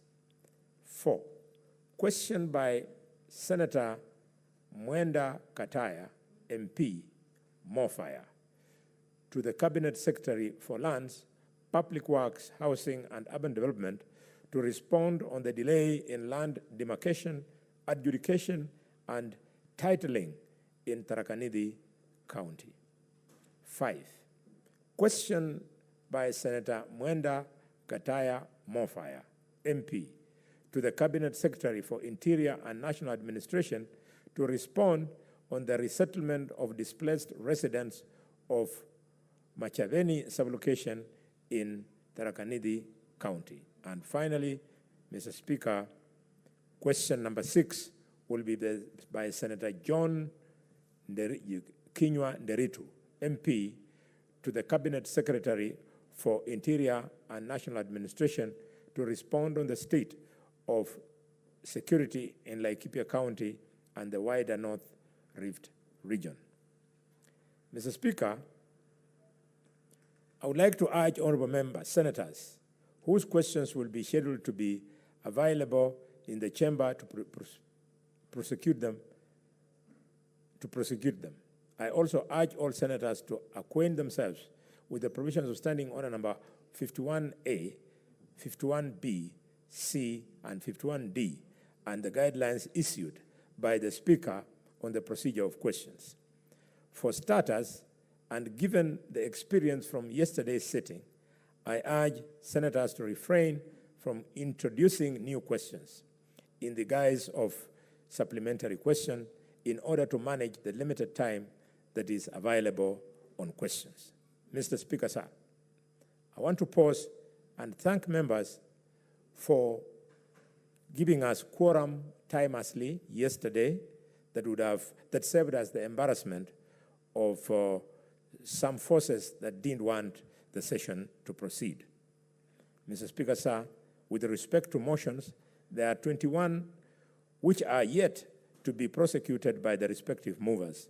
I therefore implore upon all senators who have filed motions to avail themselves in the chamber whenever their business is scheduled on the order paper. You will recall that at times the Senate has adjourned early due to lack of movers of business or lack of quorum. Let us use the available time more wisely. In conclusion, Mr. Speaker, on Tuesday, 2nd May 2023, next week, the Senate Business Committee will consider and approve the business of the day. This will contain business that will not be concluded on today's order paper and any other business scheduled by the Senate Business Committee. The order paper for Wednesday, 3rd May 2023, and for Thursday, 4th May 2023, will contain business that will be scheduled by the Senate Business Committee, as well as those not concluded from Tuesday and on Wednesday order papers. The Senate Business Committee will also schedule any other business pursuant to the standing orders. Finally, Mr. Speaker, at the rise of the Senate on Thursday, 5th May 2023, the Senate will proceed on a 2-week recess pursuant to the calendar. Regular sittings of the Senate will thereafter resume on Tuesday, 23rd May 2023. I thank you. Next order, clerk. Order number 8, motion. Ad hoc committee to investigate the proliferation of religious organizations and the circumstances leading to the deaths of more than 95 people in Shakahora, Kilifi County.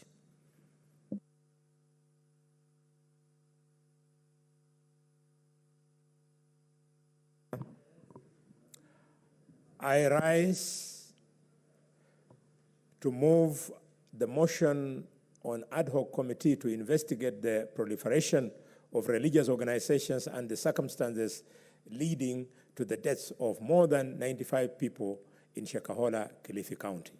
Mr. Speaker, sir, I move this motion under Standing Order number 62 in an amended form. That aware that under the Bill of Rights, the Constitution of Kenya grants every person the right to freedom of conscience, religion, thought, belief, and opinion, and that every Kenyan has the right to manifest any religion or belief through worship, practice, teaching, or observance, including observance of a day of worship. Further aware that new religious groups, institutions, or places of worship and faith-based non-governmental organizations must register with the Registrar of Societies, which reports to the Attorney General's office. Yet indigenous and traditional religious groups are not required to register.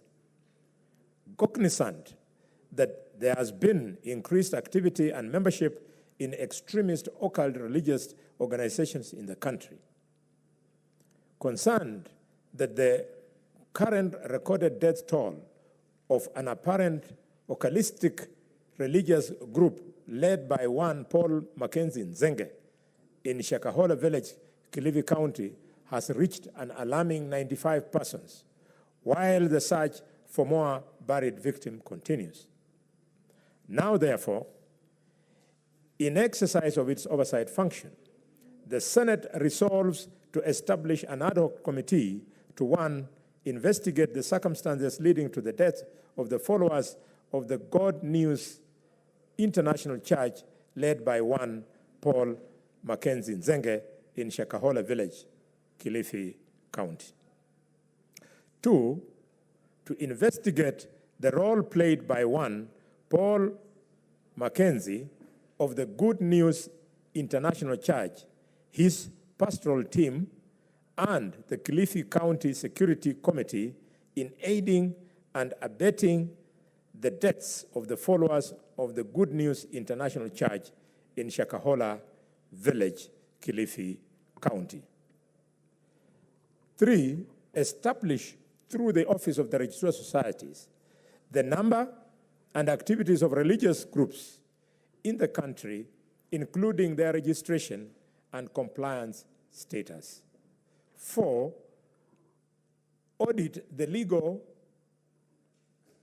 and registration framework for religious organizations in this country. And five, develop a legislative proposal on regulation of religious activities in the country.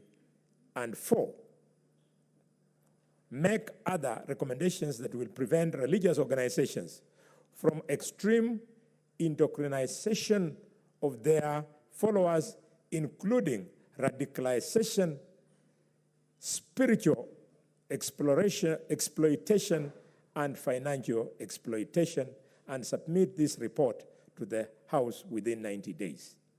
And further, that the following senators be appointed to serve in the committee. One, Senator Mwinyi Haki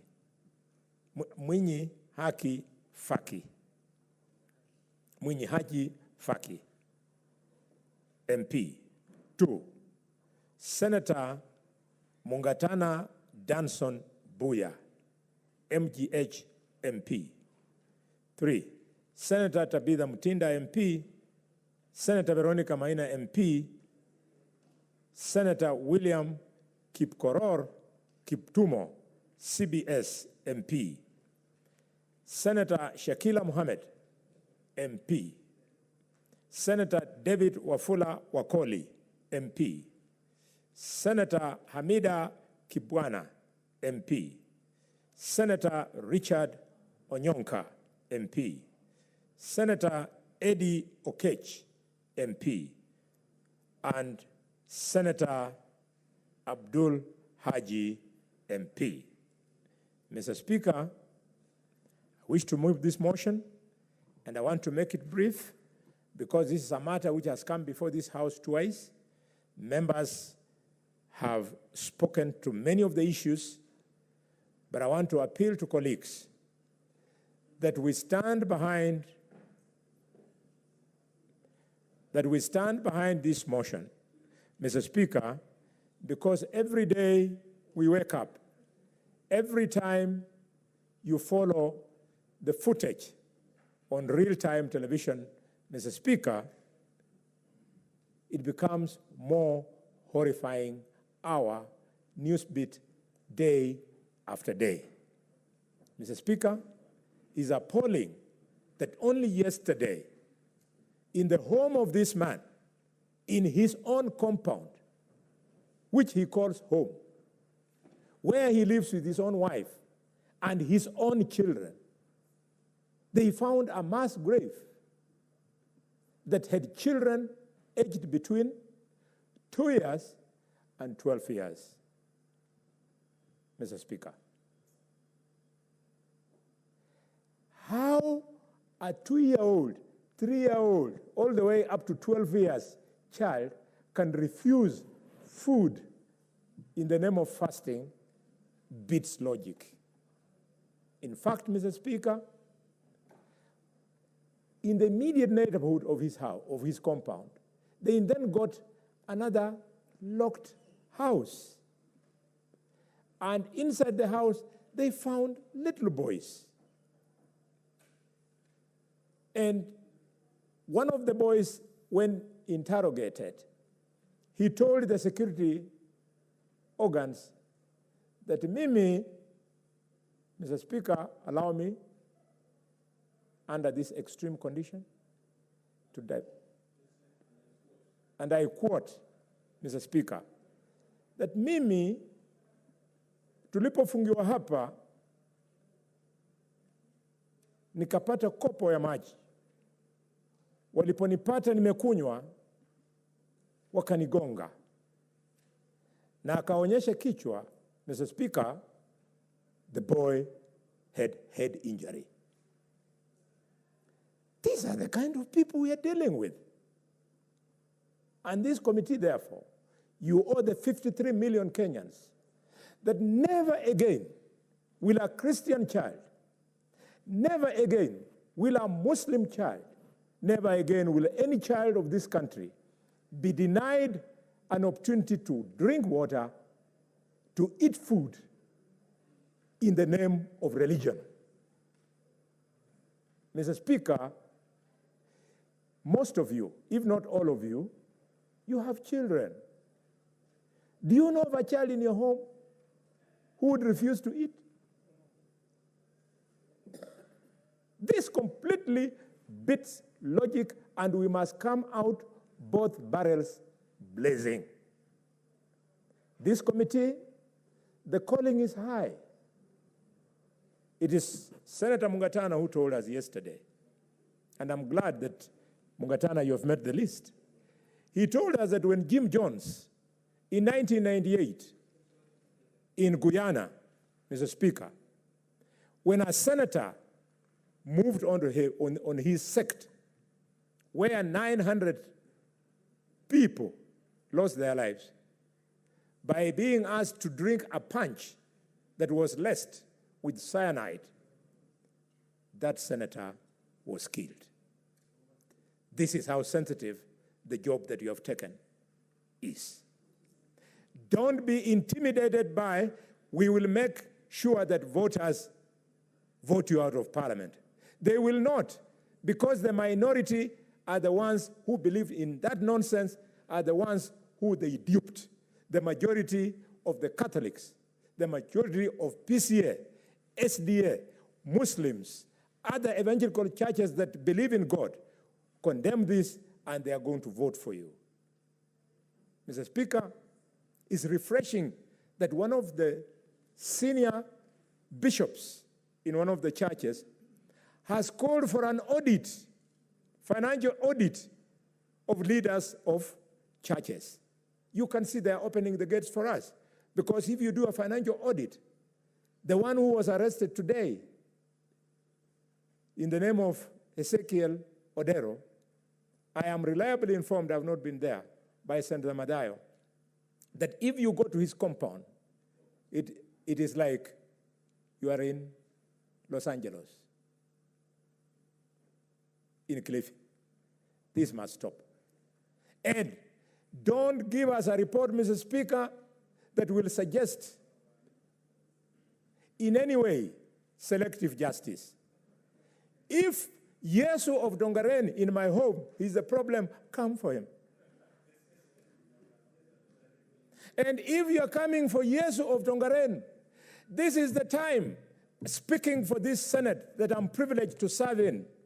We are only 47 elected and 20 nominated. There are millions of Kenyans who would love to be here today. Because of this privilege, I now want to stand tall on the shoulders of the poor of this country and say that people like the so-called war of some other church should also be propped. Yes, how can somebody stand at a marketplace for 2, 3, 4 months and people keep on dropping their sadaka, ends up buying a public address system, all of a sudden they dupe little boys and girls, they sing music in the evening, they collect sadaka. Before you know it, he has bought a vehicle. Before you know it, he has opened a church. Before you know it, he has opened a television station. Yes, television stations. This committee, we expect that you recommend that people who are owners of churches should not be given licenses to run television stations which they use to spread their gospel of doom. And before you know it, Mr. Speaker, some of them get elected.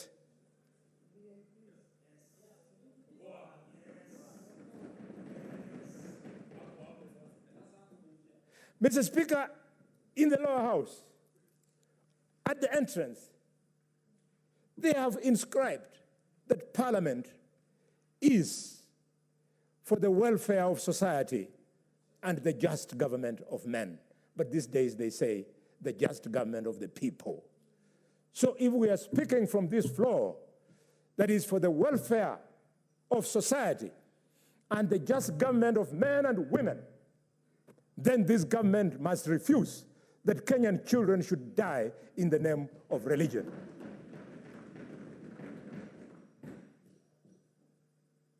I wish I could speak good English like Senator Catherine Muma.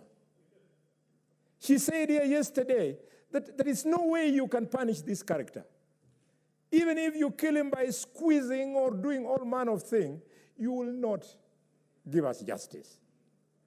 As a father of beautiful little girls and beautiful little boys and a grandfather of other children, we are going to fear nothing and make sure that the church operates in the letter and spirit of Article 32 of the Constitution. They read the letter, they refuse the spirit. The letter says any person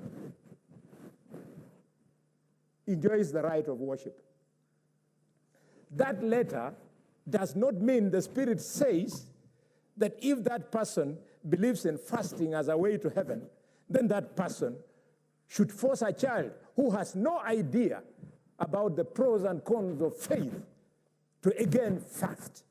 In fact, at the risk of annoying my colleagues from the Islamic community, months as holy as the Ramadan, at the risk of annoying Catholics to whom I belong, days as holy as Easter, where we fast, that fast should not be extended to children. We should only allow fasting for adults who make a choice, but children to go and play football, to go and play Makola, to go and play Shicholo, to go and play Itiolo, Mr. Speaker, and not be locked in rooms so that they lose their lives. Supposing I had been suffocated, who would today be advocating for the poor? supporting Oburu Dinga was suffocated to death. The man came to parliament at the age of 51 in 1994, and like a colossal, he has made his contribution to defining the destiny of this great republic for the last 30 years. The boy you are killing today is the giant who will become the Obama of America. Mr. Speaker, sir, I move and request the leader of minority, the senator of Kilifi, to second this motion. Senator Boni, you are supposed to move the motion in its amended form and beg the permission of the chair to do so. Thank you, Mr. Speaker. I'm so guided. I thought when I opened with that remark at the beginning, I move, Mr. Speaker, sir, that this motion, I've moved it under Standing Order number 63, and I beg the Speaker to oblige. Amended motion under Standing Order 52. 62, the amended. No. Yes, Amendments.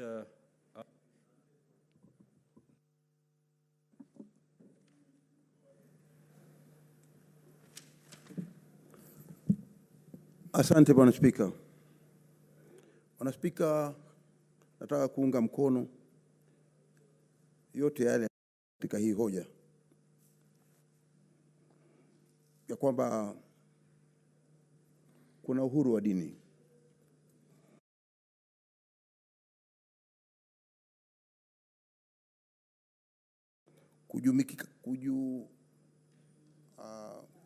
Kujumikika kimawazo, kidini, kimafikra, na pia kuomba Mungu vile atakavyo. Lakini Bwana Spika, tumeona kwamba hivi majuzi kumekuwa na hii shika mshiki ambayo imetokea huko katika maeneo ya Kilifi County, ule upande wa Shakahola, katika eneo bunge la Magarini. Bwana Spika, ni jambo la kusikitisha, na ndio sababu Senate imeona kuna umuhimu kuwa na hili jopo ambalo litaweza kuangalia swala hili. Bwana Spika, tunaona wengi katika wale ambao wanaanzisha hizi dini, na imekuwa rahisi sana katika Kenya kuona kwamba mtu anaweza sasa hivi akaenda kwa Registrar of Societies na aka-apply kwamba ataka kufanya dini yake, na akatoka hapo akiwa na cheti cha kuanzisha dini. Imekuwa rahisi. Bwana Spika, tunasema ya kwamba kuna wengine nia zao ni safi, lakini wengi wao tumeona sasa kwamba ni kwa sababu ya pesa. Na hizi pesa zinaonekana sasa zimeanza kupita mpaka sasa zimeingilia kwamba wale tunaweka mbele katika madhabahu wameziweka mbele sana mpaka zimekuwa kama shetani. Bwana Spika, kuna umuhimu wa kwamba sheria mwafaka zizingatiwe na ziangaliwe. Tumeona kwamba katika yale maeneo ya kule maeneo ya Shakahola, watu wengi ambao wamepoteza maisha. Bwana Spika, tunaona katika kupoteza maisha hii wengi walioathiriwa ni watoto wadogo. Na mimi nataka kukubali ya kwamba kama kuna watu wanapenda kula kwa sababu miili yao iko na nguvu na wako na energy nyingi, ni watoto wadogo. Lakini utakuja kuona sasa mpaka watoto wadogo sasa ndio wengi katika wale ambao wameweza kufariki katika wale wapatikana. Bwana Spika, hii ni ushuhuda tosha ya kwamba yale yote ambayo yanaendelea kule hivi sasa mpaka wale watoto wamepatikana kwamba wamefariki, na hata ushuhuda umeweza kupeanwa ya kwamba wengine hawajafariki lakini wameweza kuathiriwa kwa magongo ama silaha fulani na wameweza kupoteza maisha. Bwana Spika, tunasema ya kwamba kunao muhimu ya kwamba hoja hii ni kitu muhimu sana, na hii hii bunge, nafikiria wale ambao wamechaguliwa ni watu ambao wako ni maseneta ambao tuna imani ya kwamba wako na ile juhudi, imani na wanaweza kuifanya ile kazi.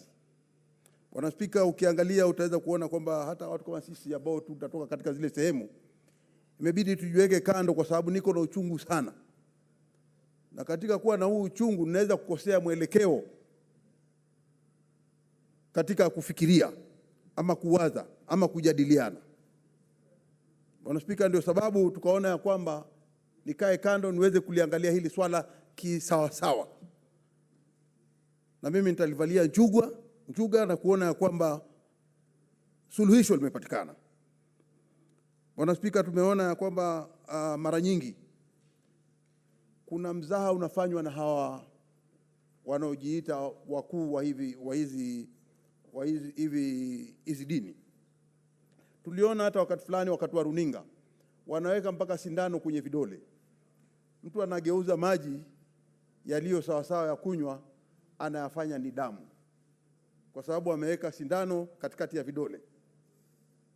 Na pengine kwa sababu wewe ni mgonjwa na huna imani, anakutia ile imani ya kwamba sasa amekupoza kwa sababu ametoa damu yako ile chafu, amebakisha ile safi iko kwenye mwili wako. Hayo yote tumeona.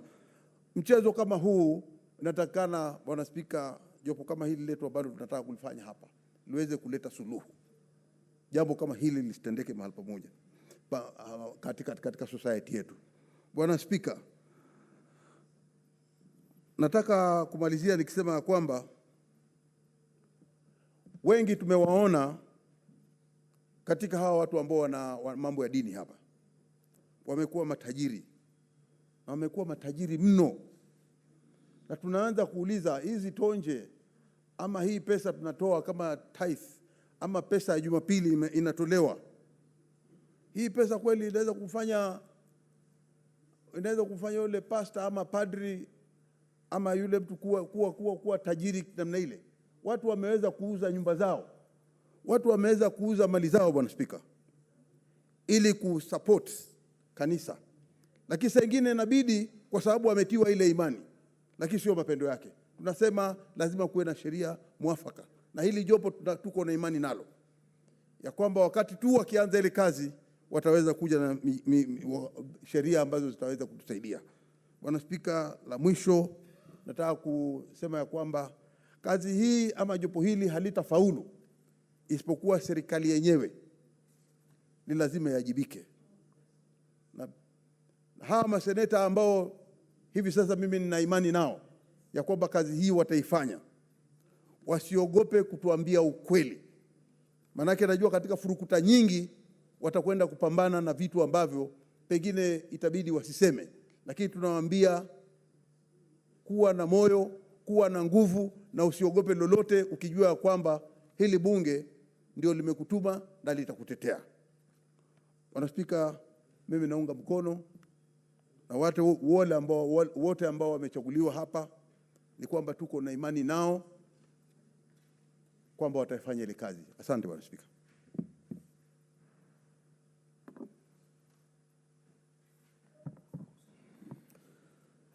Honorable Senators, I do now propose the question. That are aware that under the Bill of Rights, the Constitution of Kenya grants every person the right to freedom of conscience, religion, thought, belief, and opinion, and that every Kenyan has the right to manifest any religion or belief through worship, practice, teaching, or observance, including observance of a day of worship. Further, aware that new religious groups, institutions, or places of worship and faith-based non-governmental organizations must register with the Registrar of Societies with a report to the Attorney General's office, yet indigenous and traditional religious groups are not required to register. Cognizant that there has been increased activity and membership in extremist occult religious organizations in the country, concerned that the current recorded death toll of an apparent occultistic religious group led by one Paul Mackenzie Ndenge in Chakahola Village, Kilifi County, has reached 95 persons, while the search for more buried victims continues. Now, therefore, in exercise of its oversight function, the Senate resolves to establish an ad hoc committee to do the following. 1, investigate the circumstances leading to the death of the followers of the Good News International Church, led by one Paul Mackenzie, Nzenge in Shakahola Village, Kilifi County. 2, investigate the role played by one Paul Mackenzie of the Good News International Church, his pastoral team, and the Kilifi County Security Committee in aiding and abating the deaths of the followers of the Good News International Church in Shakahola, Kilifi County. 3, establish through the Office of the Registrar of Societies the number and activities of religious groups in the country, including the registration and accomplice status. 4, audit the legal and registration framework for religious organizations in the country. 5, develop a legislative proposal on regulation of religious activities in the country. And lastly, make any other recommendation that will prevent religious organizations from extreme indoctrination of their followers, including radicalization, spiritual and financial exploitation, and submit a report to the House within 90 days. And further that, the following senators be appointed to serve in the committee: Senator Mohamed Faki, MP; Senator Danson Mungatana, MGH, MP; Senator Tabitha Mutinda, MP; Senator Veronica Maina, MP; Senator William Kipkorir Cheptumo, CBS, MP; Senator Shakila Mohammed, MP; Senator David Wakoli, MP; Senator Hamida Kibwana, MP; Senator Richard Onyonka, MP; Senator Eddie Okech, MP; and Senator Abdul Haji, MP. Honorable Senators, the floor is now open for debate.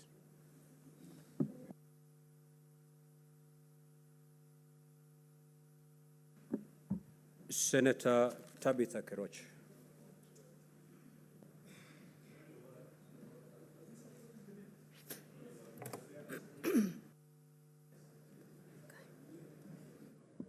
Senator Maruma, are you seeking clarification or you're raising on a point of order? Thank you, Chair. I just made some observation today, Mr. Speaker, and I want your guidance, because today we've had strangers, we've had students from a particular school, and they were not recognized nor welcomed. And I'm also seeing strangers again in the public gallery. I think our tradition has it that they need to really be recognized. So I need your guidance, because we're just seeing strangers, which is against the traditions of this House. Thank you, Chair. Thank you. Before we proceed with debate, you'll allow me to make communication. Senators, I'd wish to make a communication, please.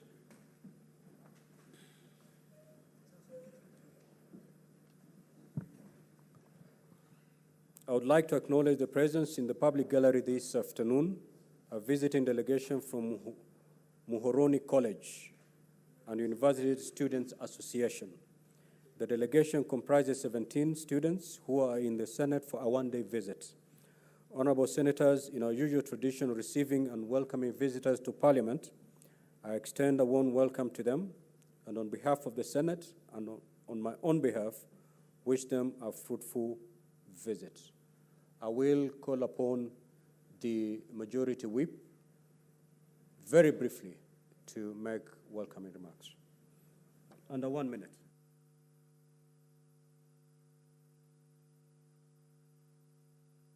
Thank you, Mr. Speaker. Our dear visitors in the gallery, you're most welcome to the Senate of the Republic of Kenya, the Upper House. If you cast your eyes across the chamber, you'll spot your local senator and probably, if there's a nominated one from your area. Most welcome.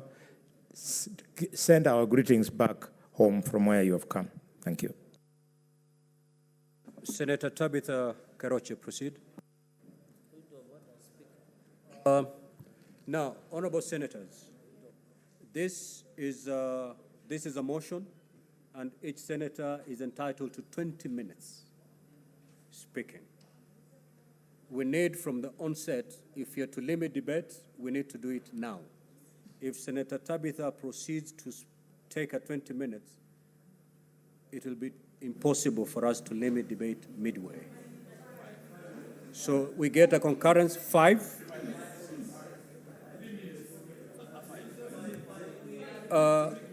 Honorable Senators, this matter has come to the floor of the House. This is the 3rd time. So I think 3 minutes would be adequate. 3 minutes. Thank you. Thank you, Speaker, for Thank you, Speaker, for giving me this opportunity. And I take and I rise to support the committee that has been elected. But I think I know people have spoken yesterday and the day before yesterday about this Shakahola matter. And it's a very sad matter. We are Christians. It's a very sad matter that in such a time, the latest technology, that we have churches operating in this matter. I heard people talk of cat, which I don't know whether the cat is a spirit, is it a drug, is it a what?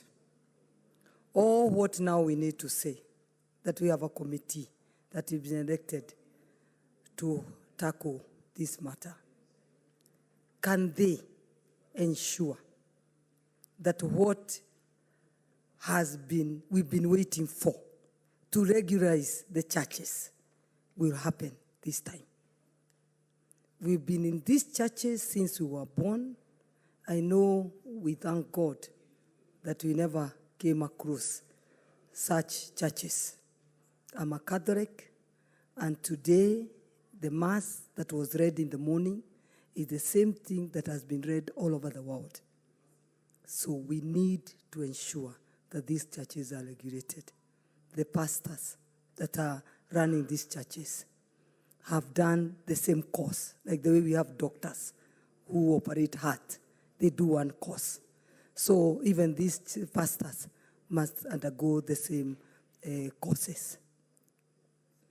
We are trying, or the other part of the world has moved, and it is sad that these pastors are taking advantage of the poor or the poverty that people are going through.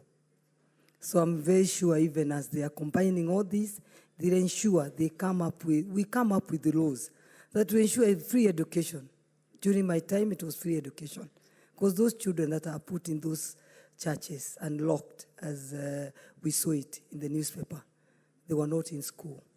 Maybe the parents cannot afford school. So how do we come up with a formula that will ensure that the education is free as it was before? The ease of doing business must also come. Senator Catherine Muma.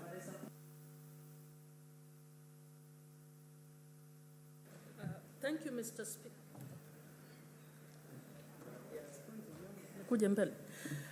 Thank you, Mr. Speaker, for giving me this opportunity.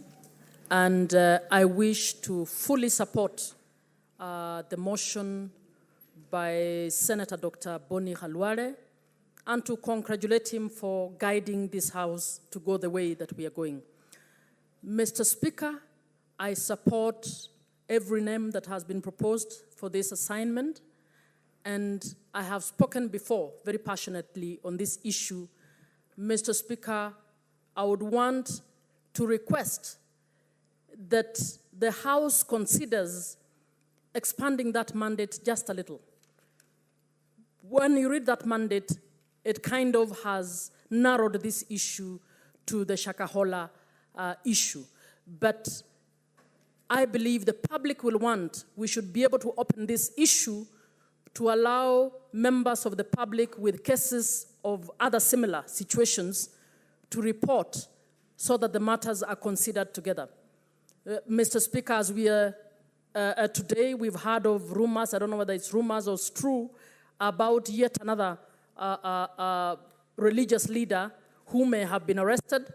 There is, the social media is awash with the clips of similar organizations. So it would help if we give this mandate a little expanded mandate to allow the committee to receive deliberations or to receive presentations from the public on any other matter. Mr. Speaker, allow me also to speak to the team.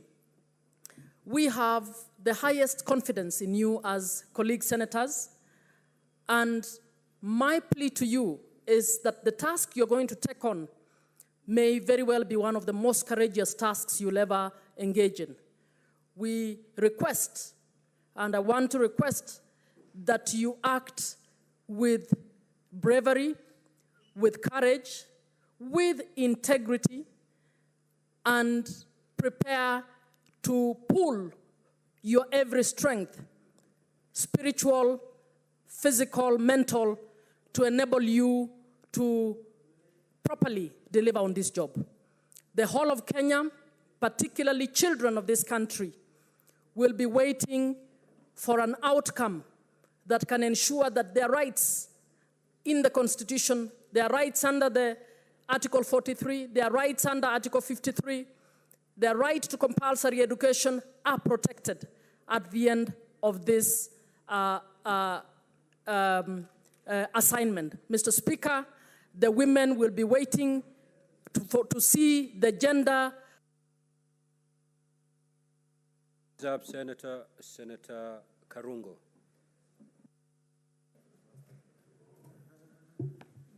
Thank you very much, Mr. Speaker. As I rise to support this motion and encourage the members who have been elected or appointed to work diligently to come up with solutions, Mr. Speaker. Mr. Speaker, we are all victims of blessings from such pastors that we have seen today, Mr. Speaker. Each one of us has at least met such a pastor without knowing, Mr. Speaker. And as I stand here, we are culturalized or radicalized. I didn't want to use that word, but when we were growing up, we were told never to question a man of God. Mr. Speaker, if a man of God, a preacher, a pastor, tells you to stand, you stand, Mr. Speaker. Mr. Speaker, I've seen photos of people, big people in this country, doing things as ordered by the pastors around, Mr. Speaker. Without mentioning, or with mentioning names, because we want to heal this nation, Mr. Speaker. The party leader of Wiper, Mr. Speaker, was seen aboard the pastor's back, Mr. Speaker, because he was told so. Our president, Mr. Speaker, has been made to kneel before some of these pastors, Mr. Speaker. We have seen the Right Honorable Raila Odinga inside a swimming pool being drowned by some of these pastors, Mr. Speaker. What I'm trying to say, this committee should come up with guidelines, because pastors should be vetted before they are given certificates or they are given licenses to lead any Christian congregation, Mr. Speaker. Mr. Speaker, we need to ask ourselves why we have this kind of pastors, and why are we victims? Because most of us are, Mr. Speaker. Mr. Speaker, this is because of social alienation. Some people, Mr. Speaker, when they lose their loved one through personal crisis, they think it's only a pastor who can help them. So if you meet a pastor who does not understand the doctrine, he might lead you to where Pastor Mackenzie has led our people. And don't say those people are stupid, those who followed. I'm only saying it's only that we never came across maybe that pastor, Mr. Speaker. Maybe one of us will be in that Shakaholo today as we speak.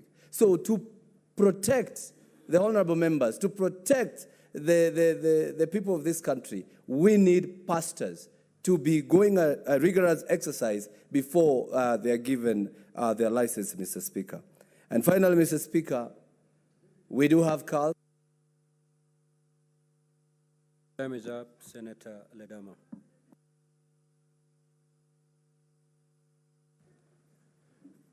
Mr. Speaker, thank you.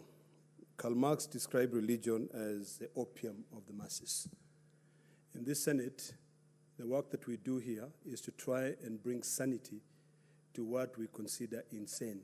Last year, or in the last parliament, we had the Solai ad hoc committee. And this morning, I'm happy to notice that in the newspaper, the judges agreed with the report that we submitted, and I was a member of that committee, that the owners of the Solai Dam have a case to answer. The distinguished senators, whom I have a lot of faith in, who have been tasked with a mandate to investigate the massacres, the atrocities in Kilifi, I believe are men of integrity and people who will be able to assist this country move further. The challenges that we have, Mr. Speaker, which I spoke about when I was making my contribution, and is about ignorance. The biggest challenge we have in this country is that we are quite gullible. And because of poverty, this new opium of the masses really just takes us into other areas where we become numb to the reality of things. I do hope that when the committee would be looking at this, and Mr. Speaker, this is something that I speak from my heart. This is highly commendable for this Senate, especially after we've made a few mistakes in terms of things that we've done to do with revenue to our counties. This is an opportunity now for us to redeem ourselves, to be able to go out there and really assist the people of Kilifi, and also, to a large extent, the people of Kenya. And I really look forward to the recommendations which will be made, and possibly prosecution. And finally, Mr. Speaker, I hope that there will come a time when we can be able to put a maximum number of people who will worship in a particular church. I thank you, Mr. Speaker. Senator Boy.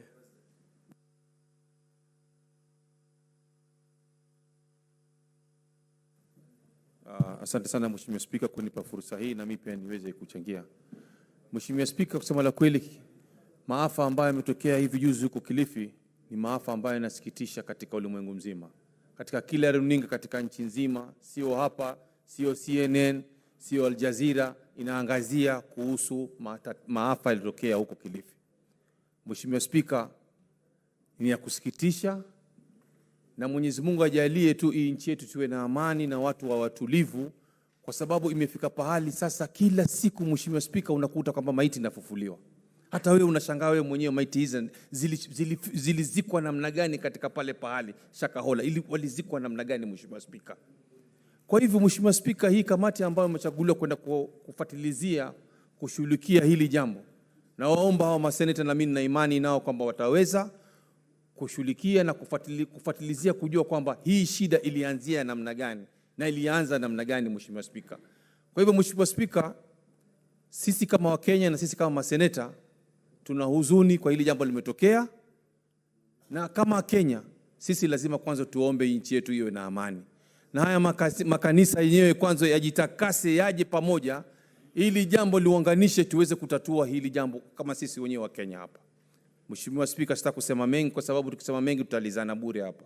Jana mimi niliposikia kwamba maiti zimefika 99, 103, Mheshimiwa Spika, mimi mwenyewe nilimaka. Nikasema kwamba sisi wenyewe leo paka tuambiwe kwamba kuna maiti 103 zimepatikana Shakahola.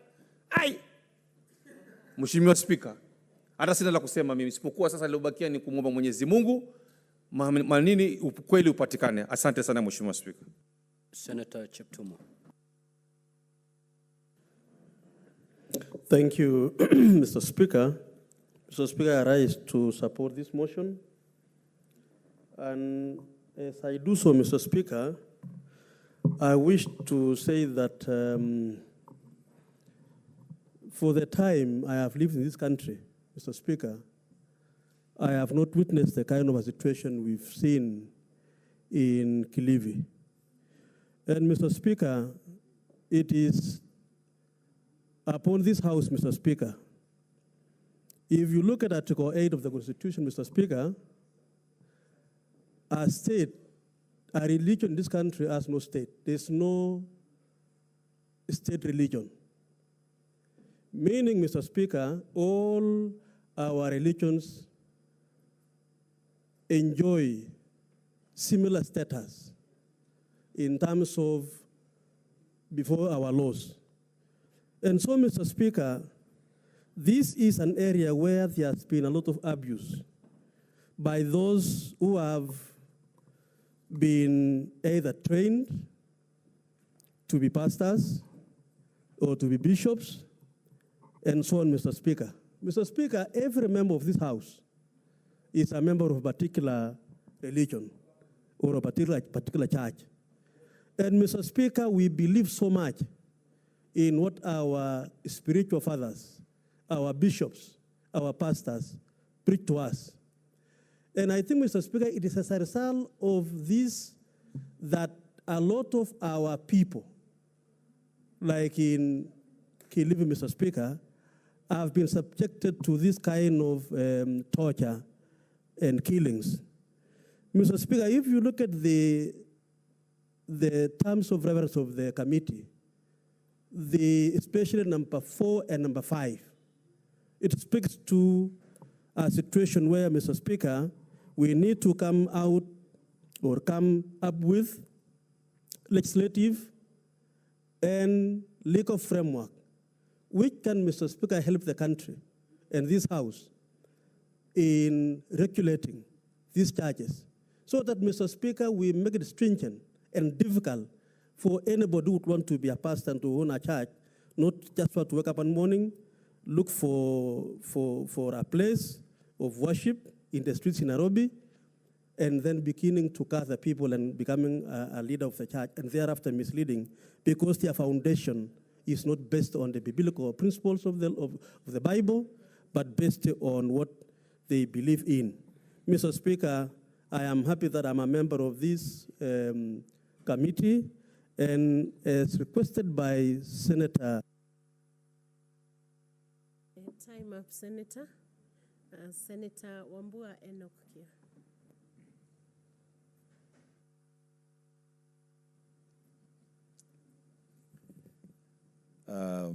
I thank you, Madam Speaker, for this opportunity to make a contribution to this motion. I will be very brief. I'll begin by thanking the Speaker for directing that we follow this direction. Because, Madam Speaker, it shall be remembered, and it's on record, it's actually the Speaker yesterday who said, bring a motion and let's form an ad hoc committee, we deal with this matter. For that wisdom, I thank the Speaker. Madam Speaker, I want to go straight to the composition of this committee. I see in this committee able senators with capacity to get to the bottom of this matter and not just limit themselves to what has happened and what is happening at Shakahola, but to make a contribution to bringing back sanity in the church and in religion. Madam Speaker, I know you are in this committee. And through my interaction with you, Madam Speaker, I know you preach the gospel of the risen Christ. Madam Speaker, this is an opportunity for you and your colleagues to bring back honor to religion. Because what has happened in Shakahola, Madam Speaker, is perhaps the biggest shame to befall religion, especially Christianity, in this country.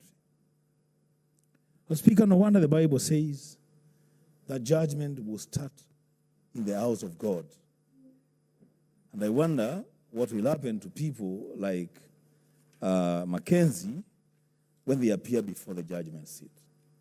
Lastly, Madam Speaker, I pray that this Senate shall facilitate this committee fully to undertake whatever trips they have to undertake. And I recommend that this committee visits Rwanda to ask the question, what did the president of Rwanda do when his country was faced with the mushrooming of religious organizations that were actually business entities. Madam Speaker, the House and the country is looking up to this committee. I thank you, Madam Speaker. Thank you, Senator Wambua. Senator Danson Mungatana. Thank you, Madam Speaker. Madam Speaker, I want to just say a few words. Madam Speaker, this committee is going to be investigating some extremely sensitive security matters. It has been alluded in this House, Madam Speaker, that there could have been collusion, because there is no way that this kind of thing could have been going right under the nose of security agencies. Madam Speaker, I didn't know I would serve in this committee, so as I speak to this motion, I would be advising myself that the Constitution under Article 239, Sub-Article 5, it states very clearly, as a principle in this country, security agencies are subordinate to civilian authority. And Madam Speaker, this committee is the highest expression of civilian authority from the Senate to interact outside for a specific select purpose. Madam Speaker, we want them to act with a lot of boldness. We need them to call all the security heads that were dealing with this matter during that time, during the subsistence of these happenings. We want the truth to come out. We want boldness. This select committee must exhibit authority from the civilian, because Kenyan people want answers to this question.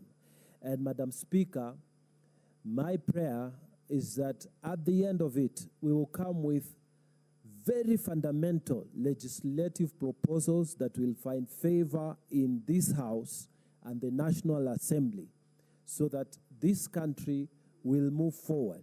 We will change this negative happening, the events that have made this country cry, that the crying and the tears of Kenyans and the people who are affected directly and those who have been horrified by what has happened, we will turn those tears into something productive that will give rise to a good nation where people will know that they will be taking their children to Sunday schools, and where they will be worshiping, they will not be exposed to radicalism, to cultism, and things that will destroy them. I thank you, and I support this motion. Thank you, Senator Mungatana. Senator Jones Mwaruma Mwashushe. Asante Mheshimiwa Spika kwa kunipa fursa ili kuchangia hii hoja ambayo imeletwa na seneta wa Kakamega Mheshimiwa Boni Khalwale. Naunga mkono hii hoja na naunga mkono majina yote ambayo yameletwa, tukianzia na seneta Mwenyehaji na seneta Mungatana, Tabitha Mtinda, kwenda mpaka chini seneta Abdul Haji. Nafurahia vile kumechanganywa watu ambao wana uzoefu mkubwa, na pia vile wamechanganya watu kutoka dini tofauti tofauti, zikiwemo Mheshimiwa Spika wa Kristo na Waislamu. Mheshimiwa Spika, najua kwamba hii kazi ambao wanaenda kufanya si rahisi, ya kujaribu kung'amua ukweli wa matukio ya maeneo ya Kilifi, huko maeneo ya Shakahola, na matukio ambayo yalipelekea vifo vya watu zaidi ya 95. Mheshimiwa Spika, nafikiri nikiangalia hizi hoja ambazo zimeangaziwa hapa, ningependa niseme ya kwamba inatakikana tupanue majukumu ama mandate ya hii kamati, kwa sababu Mheshimiwa Spika, kuna uchunguzi ambao unatakikana kufanywa kuangazia yale majukumu ya asasi za kiusalama na vyombo vya dola kuangazia yale mambo ambayo walifanya ama walifaa kufanya na hawakufanya. Mheshimiwa Spika, tuko na NIS na tuko na police na tuko na DCI. Ilikuwaje kwamba matokeo haya yakatokea yote bila asasi za usalama kugundua? Kwa hivyo yale majukumu yaongezwe ya hii kamati ili kuangalia yale mambo ambayo yangefanyika na asasi za usalama na dola za kitaifa, walifanya mambo gani na ni gani hawakufanya. La mwisho, Mheshimiwa Spika, hii kazi wanaenda kufanya ni ngumu kwa sababu kuna ibara ya 32 ambayo inaangazia uhuru wa kuabudu wa wananchi na pia uhuru wa kidini. Kwa hivyo najua kutakuwa na mapendekezo mazuri ambayo yatasaidia kunyoosha barabara ya kuhudumu ama kuangazia masuala ya kuabudu katika Kenya yetu. Na shukuru kwa huu mswada na tutangojea mapendekezo ya kamati ili tuangalie vile tutatengeneza kanuni za kusaidia kuendeleza mambo ya dini Kenya. Asante Mheshimiwa Spika. Thank you. Senator Tobiko Peris.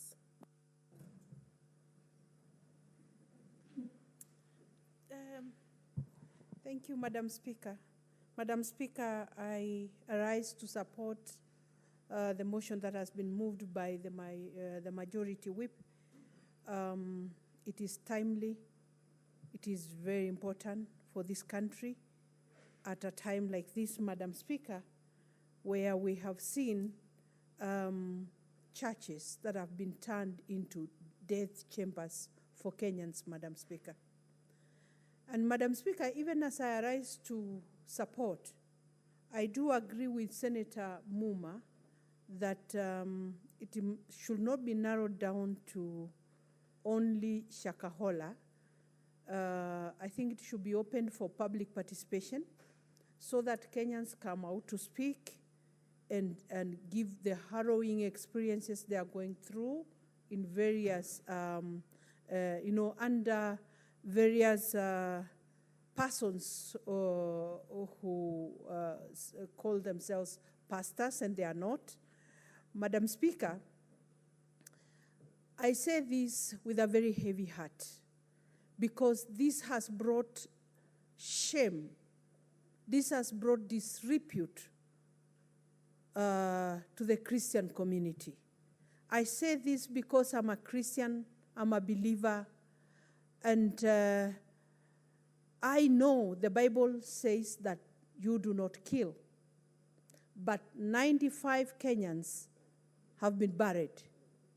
95 Kenyans have been killed by a person who says he professes the Christian faith.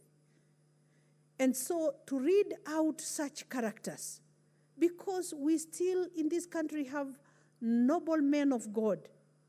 We have bishops, reverends, and pastors, and evangelists, and believers who follow Christian faith, who know God, and our God does not accept killing. I say this, Madam Speaker, so that the arena, the religious arena, is cleaned and we get sanity, Madam Speaker, so that Kenyans and our young people will still have a chance to know that there is God and that they can believe in God and not follow characters like Mackenzie and the others that we have seen. Madam Speaker, I have always wondered, I have watched some TV stations and we have seen characters, and most of the times it's women who get affected. Senator, your time is up. Senator Pesi. Senator Agnes Mudhama Kavindu, it's your time.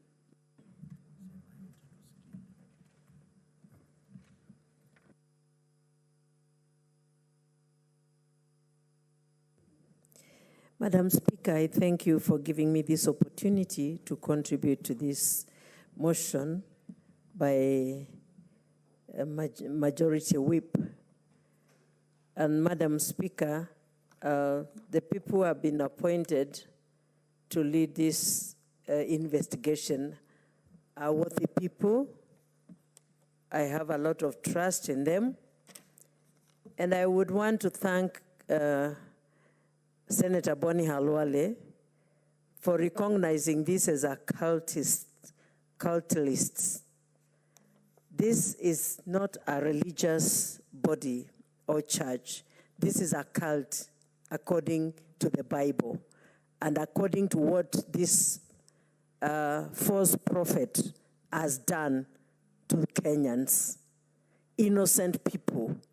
Because even in the fasting in the Bible, Jesus wants people not even to be known when they are fasting. So you cannot go around ordering people to fast. And there is a proper fasting that is given in the Bible. So if this man wanted people to pray to go to heaven, he would have ordered them to pray according to the Bible. And because this is a cult, he ordered them to fast until they die. That is ungodly, that is unbiblical. This is a cult teaching false doctrine. So Mackenzie is a false prophet. And there are many other false prophets in this country. And I would want to request these people these senators who will be following this and doing what the Senate has requested them to capture even those other false prophets. I remember from 2009 to 2017, I was preaching in Biblia Usema, and I was mostly given messages for these false prophets. And I dealt with them until most of them left Biblia Usema, went and opened their own radio stations. What I want to say is, even as we regulate the church, let this JOPO or committee regulate this church, the churches, according to the biblical values. And if we follow the biblical values, for sure there will be no false prophets. We will never experience what we are experiencing today. Because the church must continue, the church must be there, and the church, the gates of hell will never prevail against the church. And so this false Thank you, Senator Kavindu. Senator Derito John Kenywa.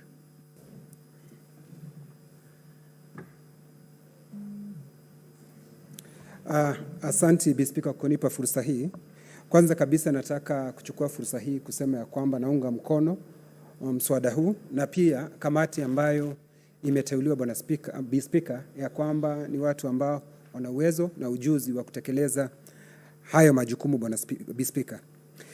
Bi Speaker, lakini ningependa kwanza kuambia kwamba ijulikane wazi ya kwamba mambo haya ama jukumu hili tunayowapatia kama seneti si jukumu ndogo, ni jukumu zito, na nimemsikiza Mungatana akiongea na tayari amekubali kwa sababu anajua ni jukumu nzito na wataenda kukabiliana na majukumu mazito.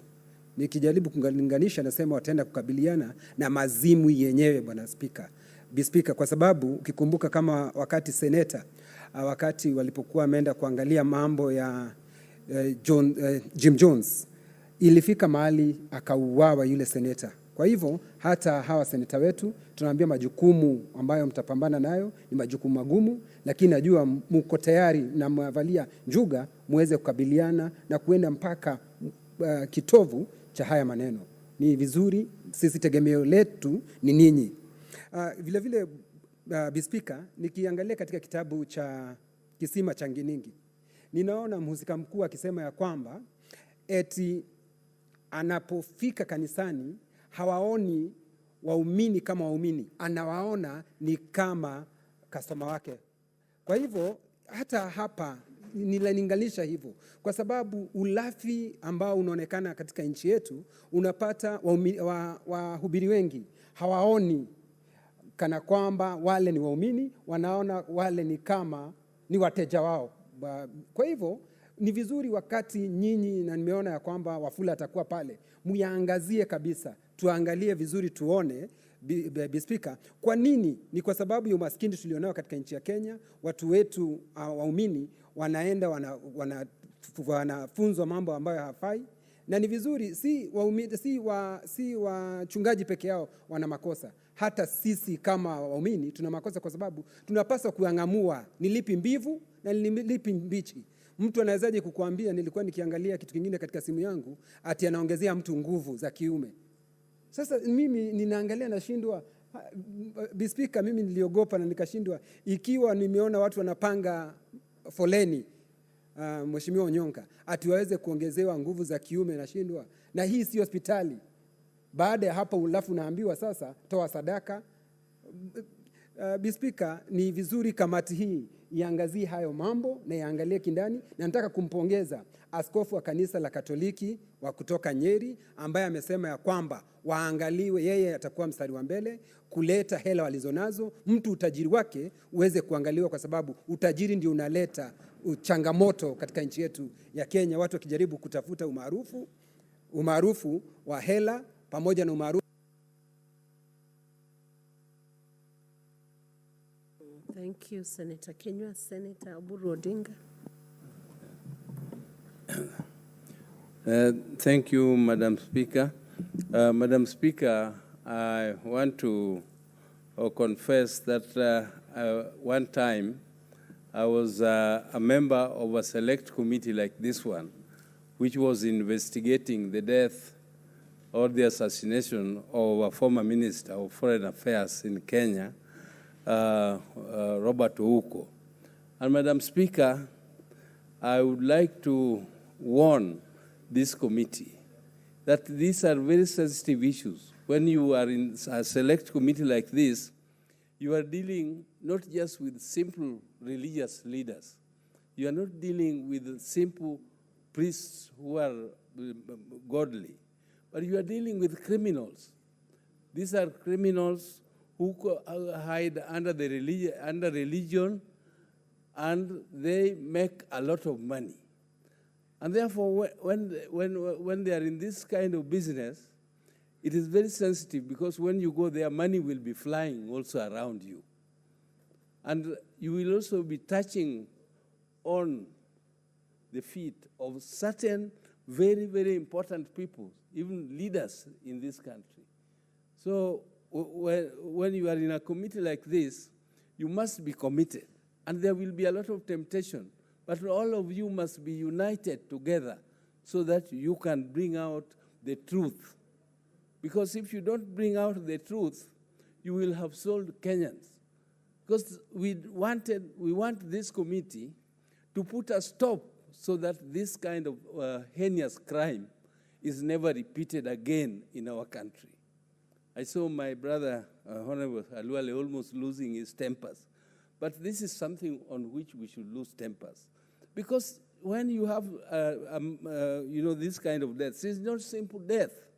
This is a massacre.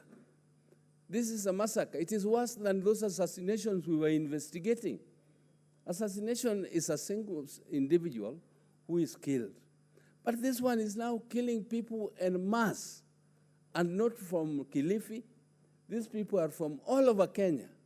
So Kenyans are suffering, and our religion, and I'm a Christian, I'm an Anglican, and Madam Speaker, I believe that my religion is being besmirched. Really the fate of my religion is also at stake, because people will not believe us.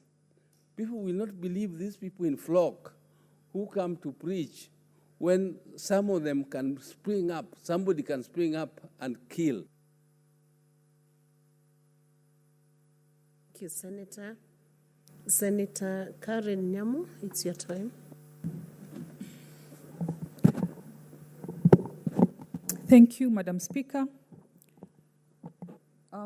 Madam Speaker, the silence of those who could have spoken then, and the indifference of those who could have known better, and the inaction of those who could have acted, Madam Speaker, have brought us to these insane levels of impunity orchestrated by this cult leader in the name of religion.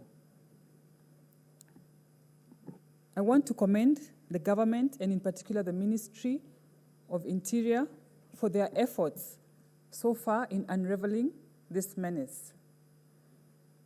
And I also want to note, Madam Speaker, that this cult movement got entrenched so strongly during the rule of the handshake regime, when the man who was in charge of security then was busy fighting the then deputy president and his team. Madam Speaker, even though religion and freedom of worship is guaranteed under our Constitution, I want to support those who have said before me that it is time that we regulated What is your point of order, Senator Asotse? Madam Speaker, I'm raising on a point of order standing order number 105.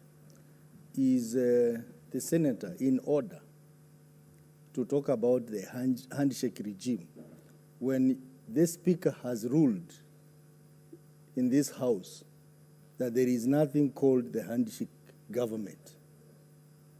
That is one. Two, is she in order to mislead this House that this problem was with the so-called handshake regime? Can the good senator produce evidence to that effect? Senator Karen, the Speaker has made a ruling regarding the handshake, reference to handshake government, with respect to substantiating. Respond to that. Mr. Speaker, I withdraw the use of the word handshake government, but it is in the public domain. The timings of the activities of this cult under the leadership of Pastor Ezekiel, we can see from what we have seen and what has been revealed, the time that they were operating is between when we had, I don't know, the substitute for handshake, when our former president got a collaborative government with the official opposition leader, Madam Speaker. And Madam Speaker, as I was concluding, I support the regulation of these religious bodies so that we can stop misleading our people, taking advantage of the poor to make ourselves, for those leaders, religious leaders, to make themselves rich quick. Thank you, Madam Speaker. Thank you, Senator Nyamo. Senator Onyonka Richard Momoima. Thank you, Madam Speaker, for allowing me to spend about 2 minutes on this matter, which is so weighty and important to our country. I would like to thank my leader, my brother, Honorable Boni Halwale. The history of this country will view you well. I think, Madam Speaker, if you look at the issues that we are dealing with now about these churches, number one, it is a reflection of where our country has reached. It's a reflection of the poverty levels and standards that our country has reached. How do you take intelligent people, some of them senior officers in government, some of them work in banks, they drive cars, they live in nice neighborhoods, and yet you find these people going somewhere and being told that this is water for the blessings of your fortunes? I would like, with our team leader, Honorable Halwale, for us as a team, given this responsibility, we will have to follow up. These people, individuals who are made to be pastors, what qualifications do they have? Do they even know what the Bible talks about? Number two, the tons and tons of money that you see flowing around them. the buildings. Madam Speaker, if you see the cars that these people are driving, if you look at the lives that they live, and you know what is ironic, Madam Speaker, is that some of these individuals are actually given state security. You would think there is a president who's being secured by the time they are going to the services. What do we do with the atrocities that have been committed against our people? The people who have lost their lives, is there going to be compensation for them? Can we freeze the assets of these individuals without preempting and discussing the issue at hand? I think, Mr. Speaker, this matter is weighty, but we are prepared and ready to serve our country, and we are brave enough to come up with a report that will be honest and sincere on where we are as a country on this matter. Thank you, Madam Speaker. Thank you. Senator Seki Lenku Ole Kanar.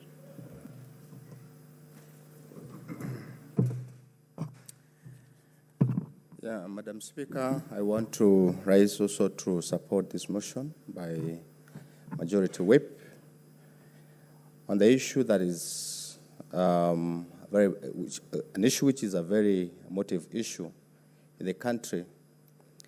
And I believe that this is a time when we will come up with very important legislations or regulations that gives Kenyans a direction on how to undertake these issues of religion. I'm looking forward to support or even to see the resolutions or the reports from the committee that has been nominated. But I think also they need to be very candid enough, very courageous, and to make sure that they have looked at all means or every law and every regulations that is there to make sure that they are not going to interfere the religious rights, because we are Christians, others have different denominations or different beliefs, which are also given or even mandated by the law. But I think it is good that they have it, they look at it in a very sensitive manner. I want to believe that this is a cult. It is not a church. This is a cult religion. And that is what we need really to understand and believe. And this is not a pastor. It's just a thug. It's just a, I can say a thug, because you cannot just have a willing to kill people, or even children.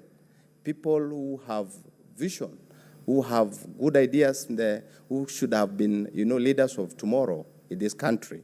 So I think I want to strongly believe, because even Christianity, if we can talk about it, the religion, a serious religion or Christian religion, have programs, have procedures on how to make somebody a pastor.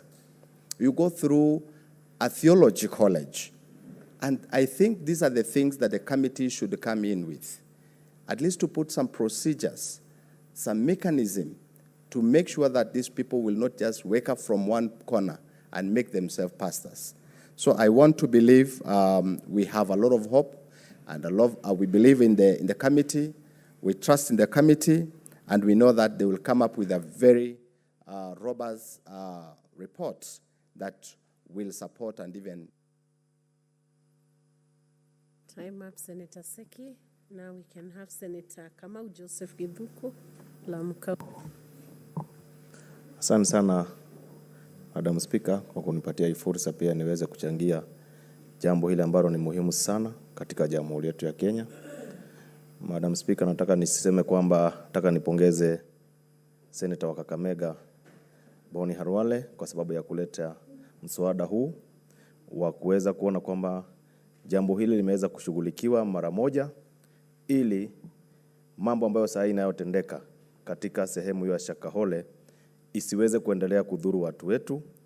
Na pia niseme kwamba Mheshimiwa Speaker, kwamba niko na imani kubwa sana na hiyo kamati ambayo saa hii imeweza kunakiliwa hapa, ambayo inatarajiwa kwamba iende iangalie shida na matatizo ambayo yamekuwa kikumba wale waumini wa lile dhehebu. Na Mheshimiwa Speaker, niko na uhakika ya kwamba kamati hiyo itaweza kuleta mapendekezo mazuri katika nyumba hili, mapendekezo ambayo yataweza kuzuia maafa ya baadaye kupitia kwa watumishi ama wahubiri ambao wanataka kutumia waumini wao kimakosa, waweze kuwaangamiza kwa sababu pengine ya manufaa yao wao wenyewe. Ningependa waweze kulete pendekezo ambalo tutakalo lishuhudia katika hili nyumba, ambayo itakuwa ni ya kutoa kama onyo kwa wahubiri ambao wana nia mbaya ya kuweza kuona kwamba wameweza kufanya kazi hiyo ya kuhubiria watu kwa njia ambayo haistahili. Madam Speaker, ile kitu ambayo saa hii nchi hii inayoangalia ni vile ambavyo kamati hiyo italete mapendekezo, na sisi kama wajumbe tuweze kuona kwamba jambo hilo tumelitilia mkazo na liwe ni jambo ambalo litakuwa na kanuni ambazo zitakuwa za kusaidia jamhuri yetu ya Kenya. Madam Speaker, naunga mkono. Thank you, Senator. Senator Wahome wa Matinga. Thank you very much, Madam Speaker.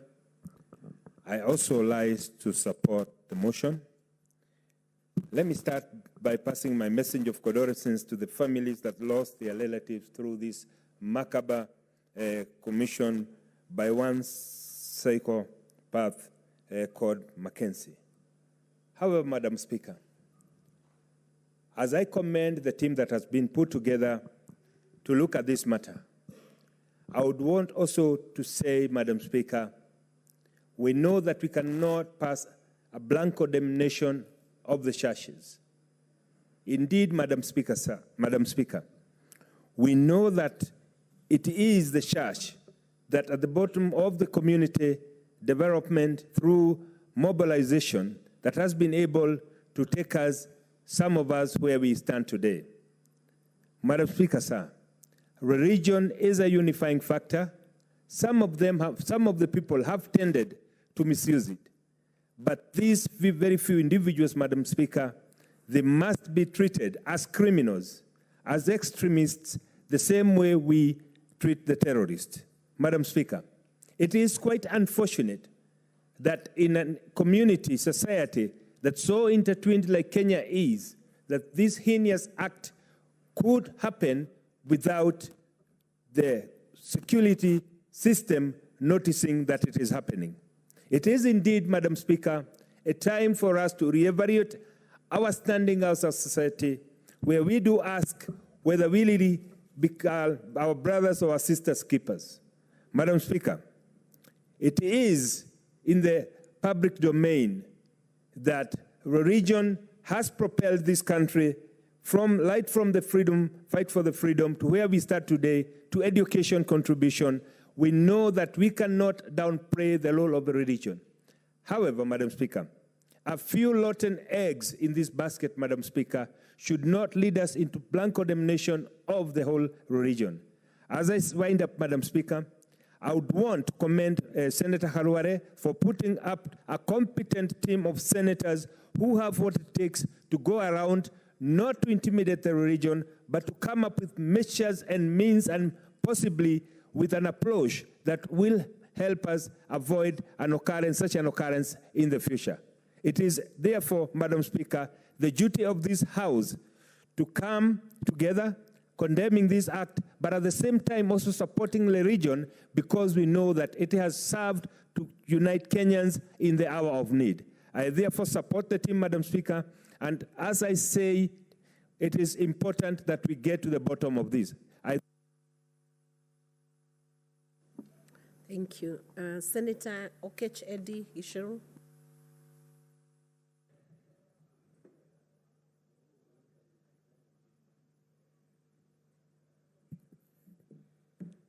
Madam Speaker, I thank you for giving me opportunity to just give a few thoughts about this. I want to thank Senior Senator, the Majority Whip, Senator Boni Aluale, for this thoughtful committee. I think that since I came to this House, I've served in one of these kind of committees, and I think that this is one of the most satisfying ones. because, Madam Speaker, governments are formed among men and women so that they can protect property and life. We have lost lives in this. We have therefore lost property as well in this. And therefore, Madam Speaker, the only regulator that then we end up sticking with is how do we make this country a virtuous country, Madam Speaker. And that virtue, Madam Speaker, makes me believe that the greatest virtue that we are going to do in this committee, which is why I'm humbled to be in this committee, is justice, Madam Speaker. Justice is a concept that is, according to Cicero, the crowning glory of all virtues, Madam Speaker. And I want to say categorically, as a member of this committee, that we start with the families that have lost their loved ones in this heinous crime, Madam Speaker. I want to tell them sorry. We, as a people, have failed you. But in my traditional community where I come from, they say that 1 hour in the execution of justice is worth 70 years of praying. And this committee will give you that justice. Secondly, Madam Speaker, I want to say that justice knows no friendship. And therefore, we know that there are secrets that are being hidden on this issue, whether by those who are performing these cults within churches or outside churches. And I want to tell you that this committee will show you that justice knows no friendship. Lastly, Madam Speaker, I want to encourage that justice is the result of public opinion. And I want to encourage this committee to be able to encourage transparency in its entire, I'm part of it, that's why I'm communicating, to encourage transparency in the entire process. And that is why I'm against even gagging media from not airing things that are going on in Shakahola. And as I finish, Madam Speaker, I can assure you that because religion and politics is where people in this country don't need education, we will make sure that our politics and our religion are sanitized to make sure that people are qualified to lead our country in a virtuous path. Thank you, Madam Speaker. Senator William Kipkemoikis. Thank you, Madam Speaker. Madam Speaker, it's so sad that these things are happening in Kenya this day and age. Madam Speaker, this criminal is actually not a pastor. We need to call Mackenzie a criminal, but not a pastor, because as a Christian, devoted Christian, you know, Mackenzie has brought some disrepute to the Christian faith. And I believe Mackenzie is not a pastor because one of the 10 commandments, God said to not kill. And this is what Mackenzie was prophesying and cheating the people, especially those who are vulnerable, those who are sick, those who have maybe issues with their family, those who are bereaved, and then they are cheated by these flamboyant and prosperity-breaching criminals.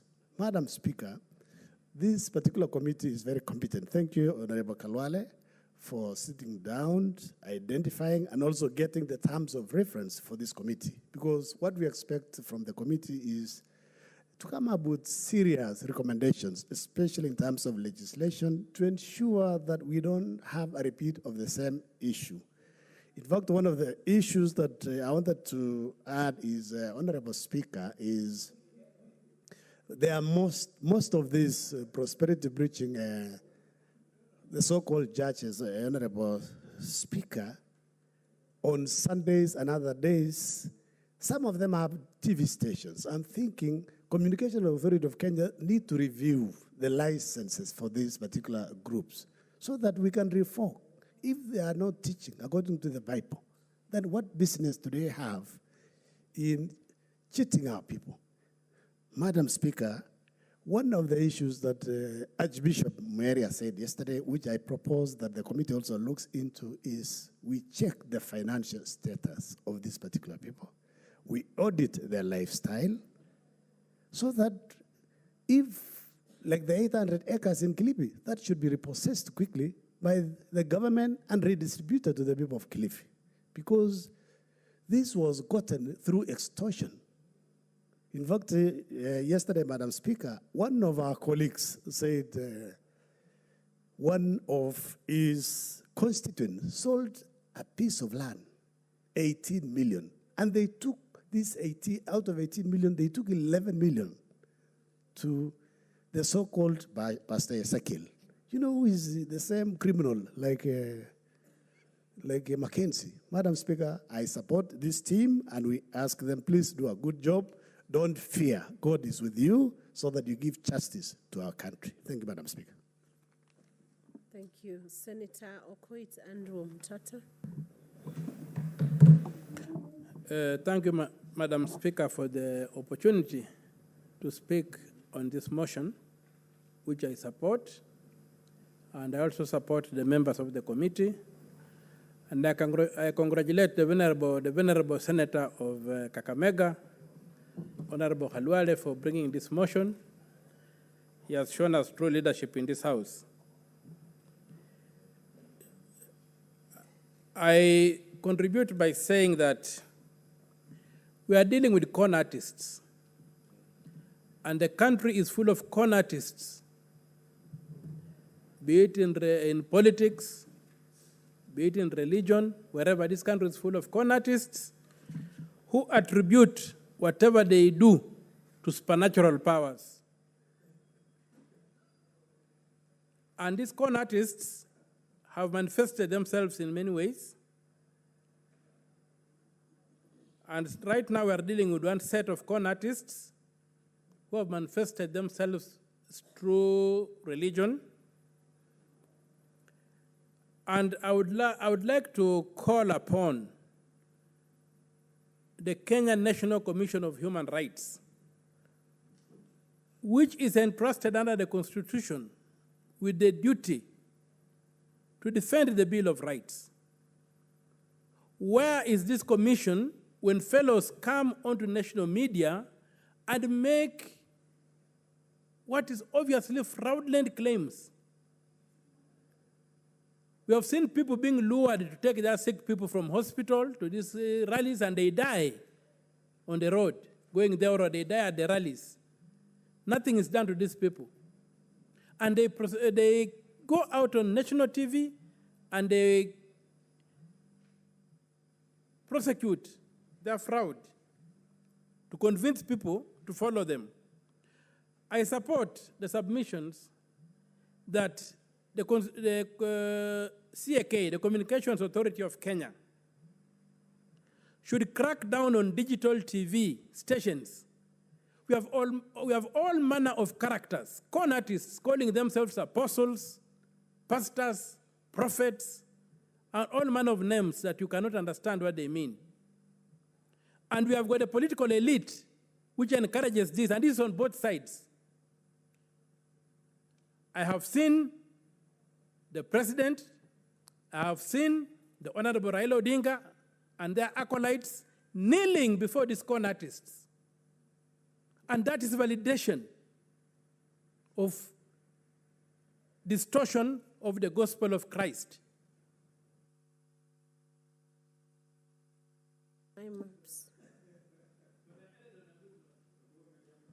Time up, Senator Okoit. Now we can have Senator David Wakoli Wafula. Asante sana Mheshimiwa Spika kwa nafasi hii. Kwanza nikushukuru Mheshimiwa Senator Kakamega Boni Khalwale kwa kuleta hoja hii kwenye jumba hili ili mambo ya kiroho vile vile yaweze kujadiliwa kwa akili na yaweze kudhibitiwa kimwili. Mheshimiwa Spika, katika vyombo vya habari na katika mashinani kule tunakotoka, tunaona maajabu na tunaona vituko. Kwa mfano, unapata mhudumu wa Injili anawarai wafuasi wake wainue marinda ama watoe mishipi na kugusagusa sehemu zao za transformer, Mheshimiwa Spika, na kuwapa matumaini kwamba watapata uponyaji ama watapata watoto. Mheshimiwa Spika, kuna wale ambao wanaambia watoe mashati na unamwona mhudumu anagusagusa matiti na anacheka kikejeli akisema na wewe hauogopi televisheni. Mheshimiwa Spika, lazima wananchi wa Kenya wapate haki. Injili inahubiriwa kwa ukweli. Uongozi wa makanisa lazima uwe na kielelezo kwa jamii, kwa tabia na matamshi. Kuna vituko unapoona televisheni, Mheshimiwa Spika, unashangaa. Tuko katika vioja mahakamani ama tuko katika kukuza nyoyo za Wakristo tukitarajia urejeo wa Kristo Yesu? Mimi kwa niaba yangu, watu wa Bungoma na jumba la Senate, tutafanya kazi hii kwa uadilifu. Tutawapa washikadau wote nafasi kujieleza. Muungano wa makanisa wako na nafasi wajieleze. Walimu ambao hufunza watoto hao kwa shuleni, watoto hao waeleza walimu mambo mengi, wajieleze. Viongozi ama vyombo vya dola vile vile watueleze. Lakini msimamo ambao tutatoa kama jumba la Senate, lazima serikali iwe tayari kutekeleza mapendekezo yetu.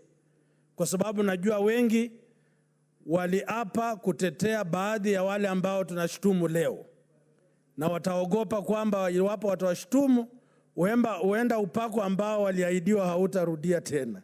Mheshimiwa Spika, sitaki kupita hapa, ni kushukuru na kuahidi watu wa Kenya kwamba tutafanya kazi kwa uwazi, kwa ukakamavu, kwa upole, kwa uwajibikaji, ili Wakenya wasiporwe, wasipunjwe, wasihadaiwe, wasidanganywe, ila wawe na uwezo wa kuamua njia wataka.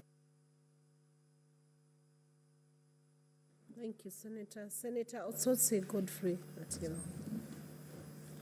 Thank you, Madam Speaker.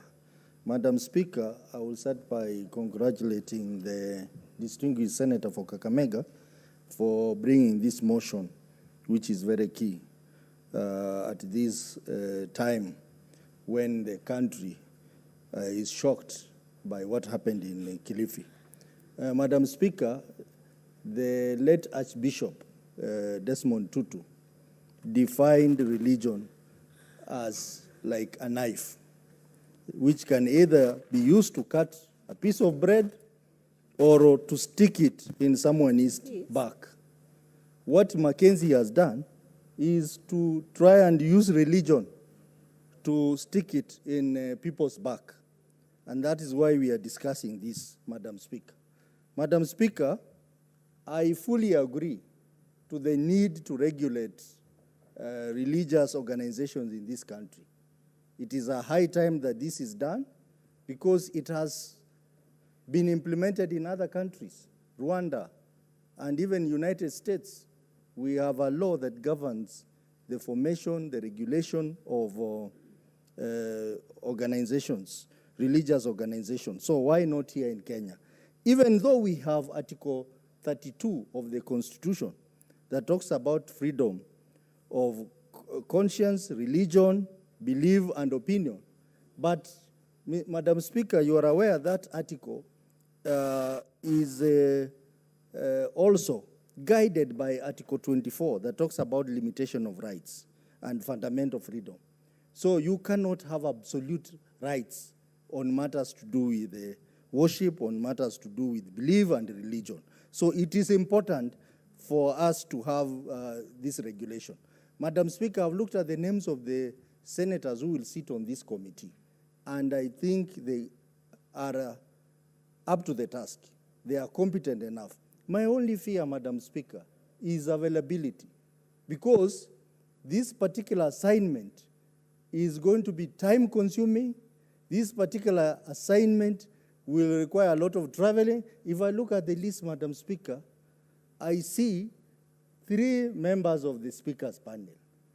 I see 4 members who belong to critical committees of PAC and PIC. I see 3 chairpersons of committees. I am concerned about that, Madam Speaker, even though I agree that these members are competent enough to do this work. But availability will be a challenge. Madam Speaker, the matter of regulation of churches, you remember it was first addressed by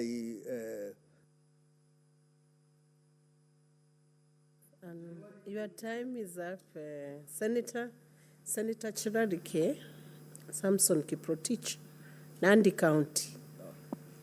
Thank you, Madam Speaker, for this opportunity. I want to thank the Majority Whip for bringing this motion before the House, and we support with the membership.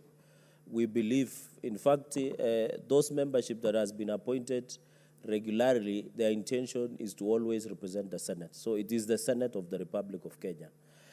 Two quick things, Madam Speaker, as they go, they need to operate with the Mangi principle. Hear nothing, see nothing, and say nothing, Madam Speaker. And we should also be careful not to do blanket condemnation of our churches. Because at the end of the day, we need to be very careful. Every profession has its own conartist, as my brother from Busia has alluded to. Even lawyers, we have lawyers who are rogue. We have politicians who are rogue. We have civil servants who are rogue. So what we should be doing is to advocate weeding of rogue pastors or rogue church leaders, including the Hindus, the Muslims, the Christians, who might be rogue, Madam Speaker. And therefore, I want also to advise the government not to promote knee-jerk reaction, because we might end up using emotion of the country in getting into innocent ministers and men of God into the wrong side. So government should also take time, avoid knee-jerk reaction on such situation and appealing to the national emotion. I know it's emotional, but we should not take this opportunity to, because I know this country, Mr. Speaker, Madam Speaker, we have a very short memory. After 1 month from now, tensions will be down, emotions will be down, and then we'll start another circus, Madam Speaker. So mine is to agree that we need to regulate churches. We need to know who the church leaders are, Hindu leaders, Muslim leaders, so that we can get on the right trajectory. But this committee should only, Madam Speaker, in conclusion, should be to give the country a legislative intervention on how we can regulate, how churches, mosques, Hindus operate, and how the leaders, qualifications, who are they, where do they come from? Is there a background check on who these leaders are? And I think, Madam Speaker, that should be the ultimate goal. And I want to advise them, they should fear not. They should go and give policy and legislative intervention to make our religious institutions and organizations work very well in tandem with our faith. And thank you, Madam Speaker. Thank you, Senator. There are no other senators who are interested in contributing to the debate. So I'll now call upon the mover of this motion, Senator Boni Halwale, to proceed and respond or move to reply.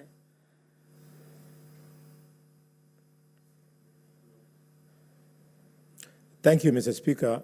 Mr. Speaker, we have spoken to the motion. Madam Speaker. I'm very sorry. Madam Speaker, we have spoken to the motion, and the House is clear. It is unanimously behind the motion and behind the select committee. We therefore look forward to the conclusion of the process. If nothing will come out of this, then let there be a proper, comprehensive legislative proposal. Madam Speaker, I respond. Thank you, Senators, for this debate. Pursuant to Standing Order 84-1, I hereby make a determination that the matter does not affect counties. Honorable Senators, I put the question that, aware that under the Bill of Rights, the Constitution of Kenya grants every person the right to freedom of conscience, religion, thought, belief, and opinion, and that every Kenyan has the right to manifest any religion or belief through worship, practice, teaching, or observance, including observance of a day of worship. Further aware that new religious groups, institutions, or places of worship, and faith-based non-governmental organizations, NGOs, must register with the Registrar of Societies, which reports to the Attorney General's office. Yet, indigenous and traditional religious groups are not required to register, cognizant that there has been increased activity and membership in extremist occult religious organizations in the country, concerned that the current recorded death toll of an apparent occultist religious group led by one Paul Mackenzie Nthenge in Shakahola village, Kilifi County, has reached 95 persons and counting, while the search for more buried victims continues. Now, therefore, in exercise of its oversight function, the Senate resolved to establish an ad hoc committee to, number one, investigate the circumstances leading to the death of the followers of the Good News International Church, led by one Paul Mackenzie Nthenge in Shakahola Village, Kilifi County. Number two, investigate the role played by one Paul Mackenzie of the Good News International Church, his pastoral team, and the Kilifi County Security Committee in aiding and abating the deaths of the followers of the Good News International Church in Shakahola, Kilifi County. Number three, establish through the Office of the Registrar of Societies the number and activities of religious groups in the country, including their registration and compliance status. Number four, audit the legal and legislation framework for religious organization in the country. Number five, develop a legislative proposal on regulation of religious activities in the country.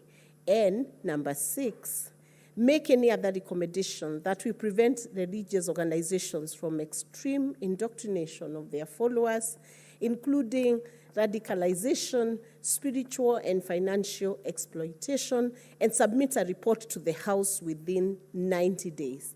And further, that the following senators be appointed to serve in the committee. 1, Senator Mohammed Faki, MP. 2, Senator Danson Mungatana, MGH, MP. 3, Senator Tabitha Mutinda, MP. 4, Senator Veronica Maina, MP. 5, Senator William Kirol Cheptumo, CBS, MP. 6, Senator Shakila Mohammed, MP. 7, Senator David Wakoli, MP. 8, Senator Hamida Kibwana, MP. 9, Senator Richard Onyonka, MP. 10, Senator Eddie Okech, MP. 11, Senator Abdul Haji, MP. Honorable Senators, as many as are of that opinion say aye. Aye. As many as are of a contrary opinion say nay. The ayes have it. Next order.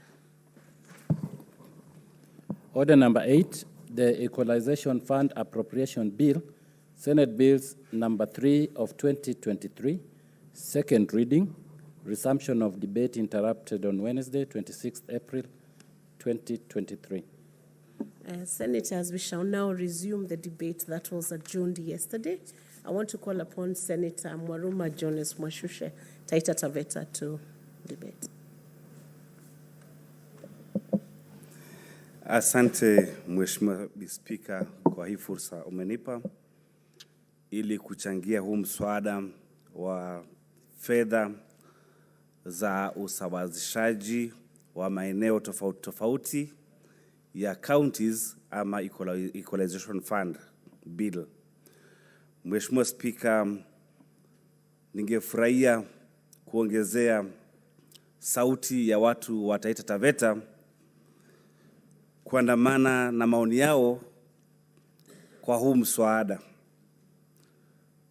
Kabla sijaendelea, Mheshimiwa Spika, ningependa kusema kwamba naungana na maseneta wachache wakiwemo Seneta wa Makueni, Mheshimiwa Daniel Maanzo, kwa kupinga huu mswada kwa sababu huu mswada unaendelea kubagua maeneo tofauti tofauti ama magatuzi tofauti tofauti Kenya. Mheshimiwa Spika, watu wa Taita Taveta waliunga mkono hii katiba kwa sababu ilileta usawa wa ugavi wa rasilimali kupitia njia mbili. Njia ya kwanza, Mheshimiwa Spika, ilikuwa ni ugatuzi. na ugatuzi ulihakikisha ya kwamba fedha zinatoka kutoka katikati ama Nairobi na zinaenda kwa magatuzi. Njia ya pili ambayo ilinuiwa kuhakikisha ya kwamba maendeleo yameenea kila mahali nchini na kuleta usawa katika magatuzi ambayo yaliachwa nyuma kimaendeleo, ilikuwa ni ibara ya 204 ambayo ilileta fedha ama mgao wa usawazishaji katika magatuzi tofauti ya Kenya. Mheshimiwa Spika, wakati tulipata uhuru kulikuwa na ile sera ambayo iliitwa Sessional Paper number 10 ya mwaka wa 1965 ambayo ililetwa katika baraza la mawaziri na Mheshimiwa waziri wa mipango huo wakati aliyekuwa anaitwa Tomboya. Katika ile sera ilisema ya kwamba tumepata uhuru na tunakusanya ushuru, na je, tutatumia mbinu gani ili tuendeleze Kenya kwa uharaka zaidi? Na Mheshimiwa Spika, katika ile sera ambayo naangazia ya Sessional Paper number 10 ilisema ya kwamba tupeleke pesa nyingi zaidi katika maeneo ambayo yana rotuba na maeneo ambayo yana mvua nyingi. Na Mheshimiwa Spika, ule wakati ile sera ilikuwa ni ya usawa kwa sababu ni ya sawa kwa sababu tungepeleka pesa maeneo ya kati ama Central Kenya, watu wapande kahawa, wapande majani chai, tuuze ng'ambo, tupate ushuru, tuajiri wananchi na tupate fedha za kigeni.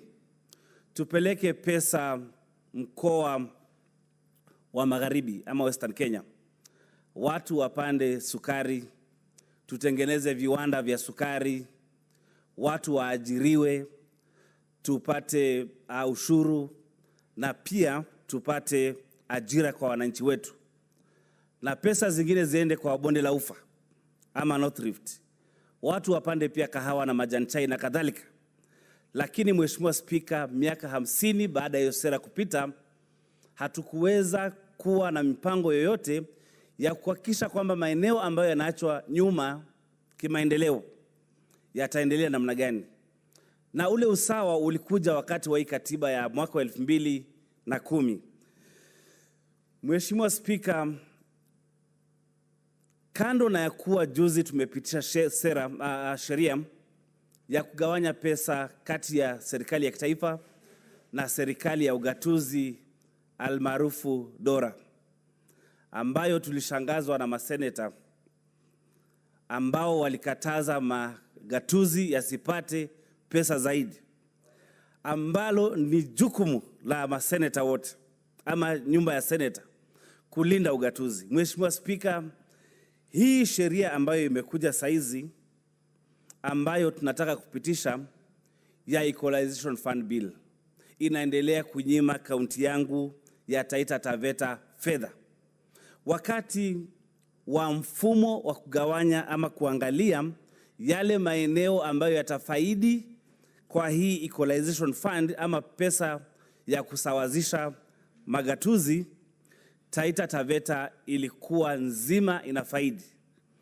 Wakati wa kupitisha mfumo wa kugawanya hizi pesa kwa mara ya pili ama second generation, tulipata kwamba Taita Taveta imepewa wadi 2, Mheshimiwa Spika, peke yake, ambayo ni wadi ya Kasigau na wadi ya Chala, wadi 2 kati ya wadi 20 za Taita Taveta. Mheshimiwa Spika, huu mgao wa kusawazisha magatuzi ulikuwa tayari umewekwa ua ya kwamba hizo pesa zingeenda kuangalia ama kuangazia huduma za barabara. Na je, leo nauliza, ile tume ya ugavi wa pesa ama CRA ilifanya utafiti namna gani na kugundua ya kwamba ni wadi 2 peke yake Taita Taveta ambazo zinafaa kupata ule mgao wa kusawazisha magatuzi ama equalization fund. Mheshimiwa Speaker. What is your point of order, Senator Chiradege? You know, Madam Speaker, understanding order number 105, and you know we should separate politics and facts because they say facts are stubborn. Madam Speaker, today the President of the Republic of Kenya, Dr. William Ruto, ascended to the National Division of Revenue into law today in the morning. Me and Senator Mwaruma have the benefits of having served in this house together. In the last financial year, and this is very cheap politics that our brothers from minority side are trying to sell cheap things to the public. In the last financial year of 2022-2023, where we appropriated on the same floor of the House 370 billion. In this financial year, which we are starting in the next 1 month, of 2023-2024, the allocation of counties has increased by 15.3 billion. The money that is going to counties is 385 billion.3 that is going to counties.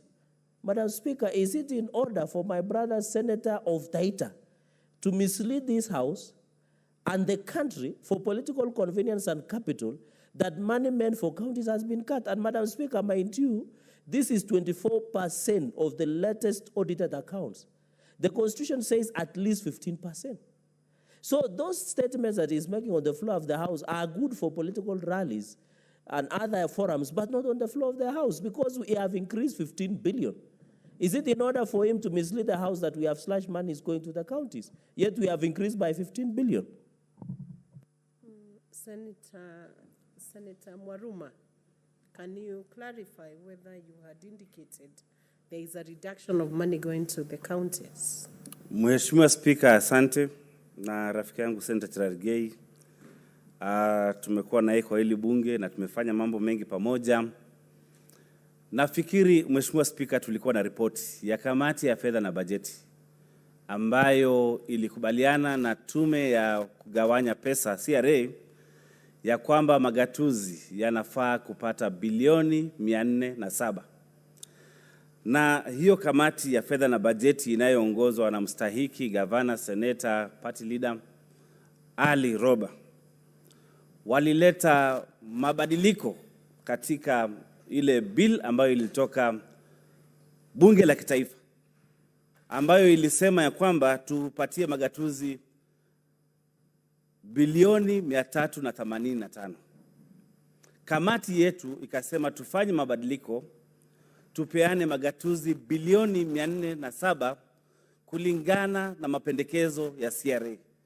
Mheshimiwa Speaker, ni ukweli ya kwamba, and facts are stubborn, maseneta 22 walisema ya kwamba serikali ya kitaifa haina pesa, tupeane magatuzi bilioni 385.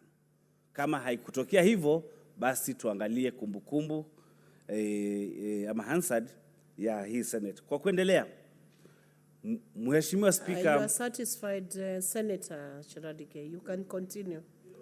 Mheshimiwa Speaker, kwa sababu muda wangu bado utaumia na nafikiri leo ni kama siku ya mwisho. Asante. But it's just still responsibility of fact. So, you know, when you say the committee report, this House has power to amend its own report, to reject its own report. We have done before. But the question he wanted to be fair to Kenyans is that in the last financial year, 370 billion went to the counties. The president has ascended today to 385.3 billion. It means additional 15 billion has been added to counties. So he brings 407 billion. That was a report that we rejected by the House. The facts are stubborn, as he said, because last financial year, we gave counties 374 billion. There is an increment of 15.3 billion. Now it is 385 billion. So my brother, Senator Mwaruma, who I have tremendous respect, should just be honest and just tell the House that there was an increment of 15.3 billion, although him and others wanted 407 billion. so that the country or the public, so you know, Madam Speaker, as leaders, we must behave and talk with a lot of integrity. Because if you say money meant for counties has been cut, from what level? Is it from 370? Is it adding 15 billion means has been cut? Unless English are changed, Madam Speaker. Proceed, Senator Mwaruma. Asante Mheshimiwa Spika, na ni ukweli wa mambo kwamba kamati ya fedha na bajeti ilifanya kazi nzuri, wakatuletea ripoti nzuri ambayo ilikuwa inapendekeza tusikubaliane na bunge la kitaifa kupeana kaunti bilioni 385, wakaongeza mpaka bilioni 47, lakini bunge hili la Senate walikataa na wakasema tutapatia counties bilioni 385. Do you wish to be informed by Senator Eddy? Yes, Madam Speaker.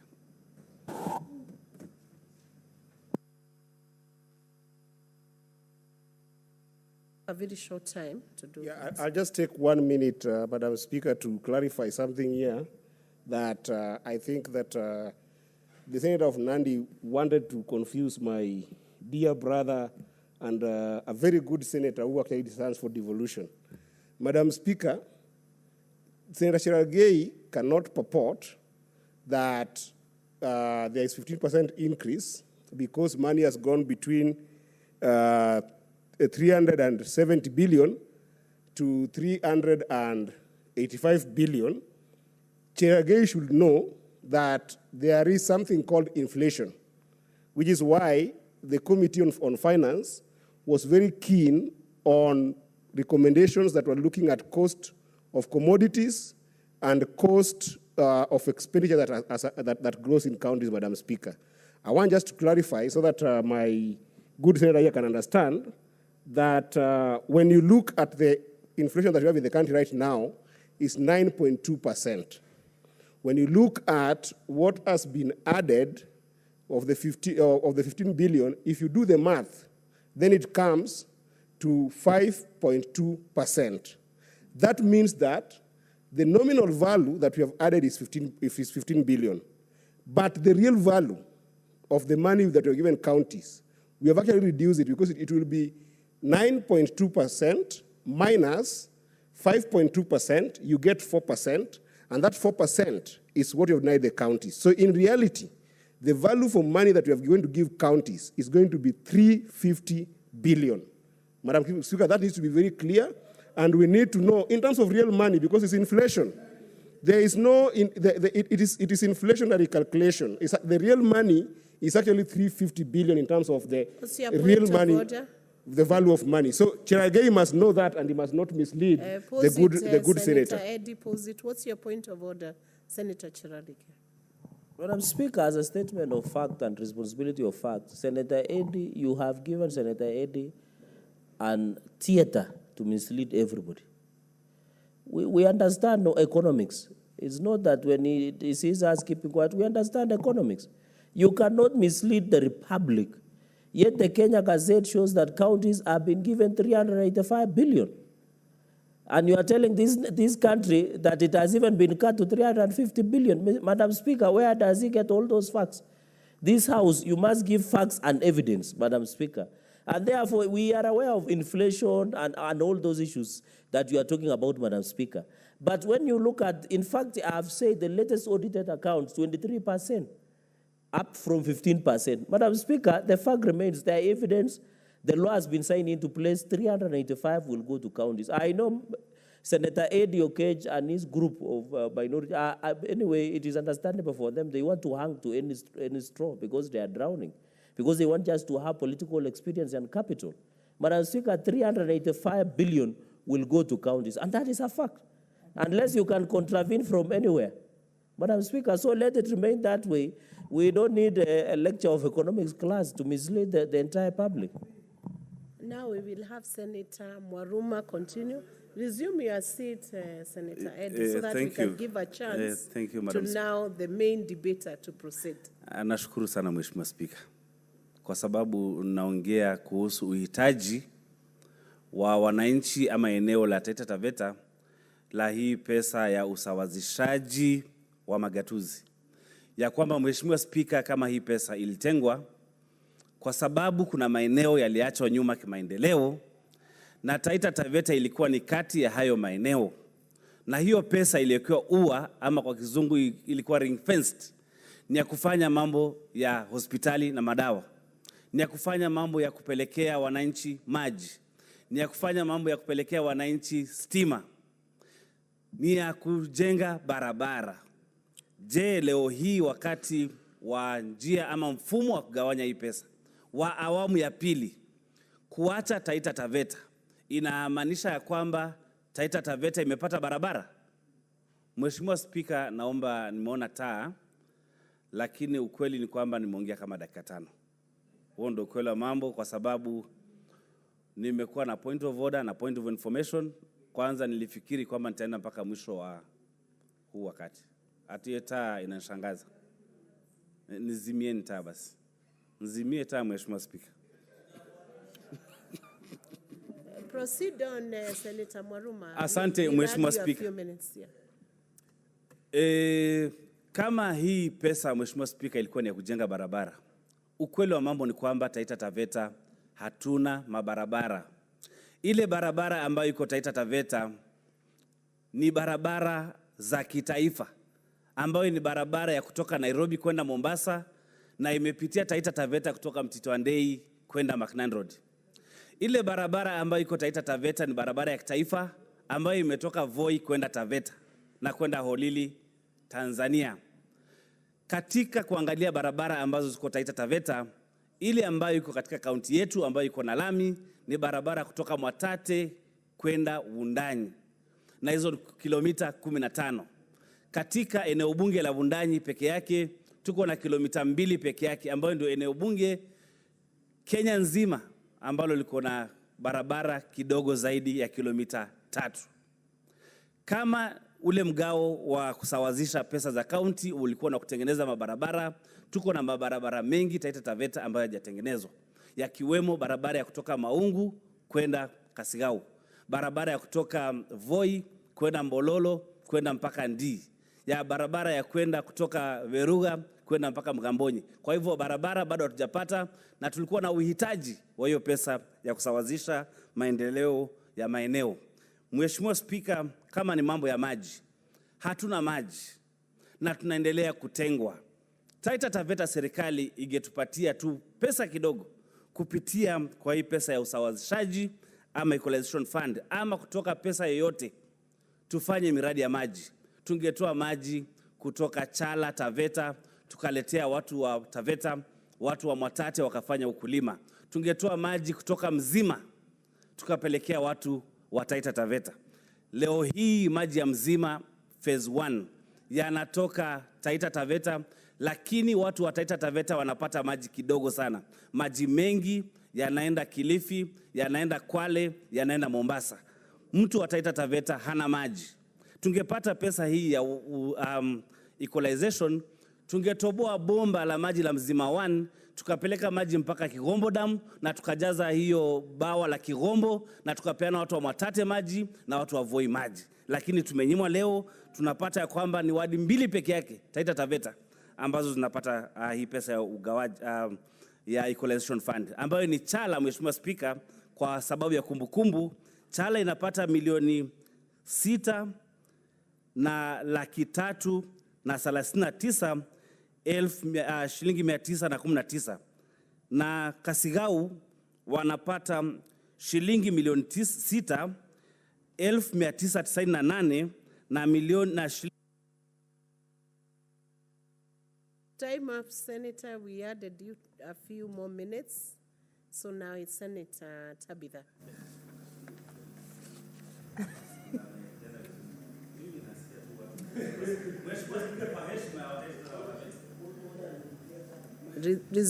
Resume your seat. Senator, I've already called Senator Tabitha.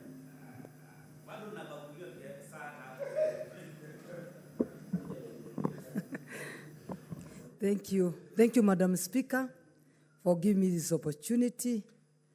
and I stand to support this motion of equalization of fund.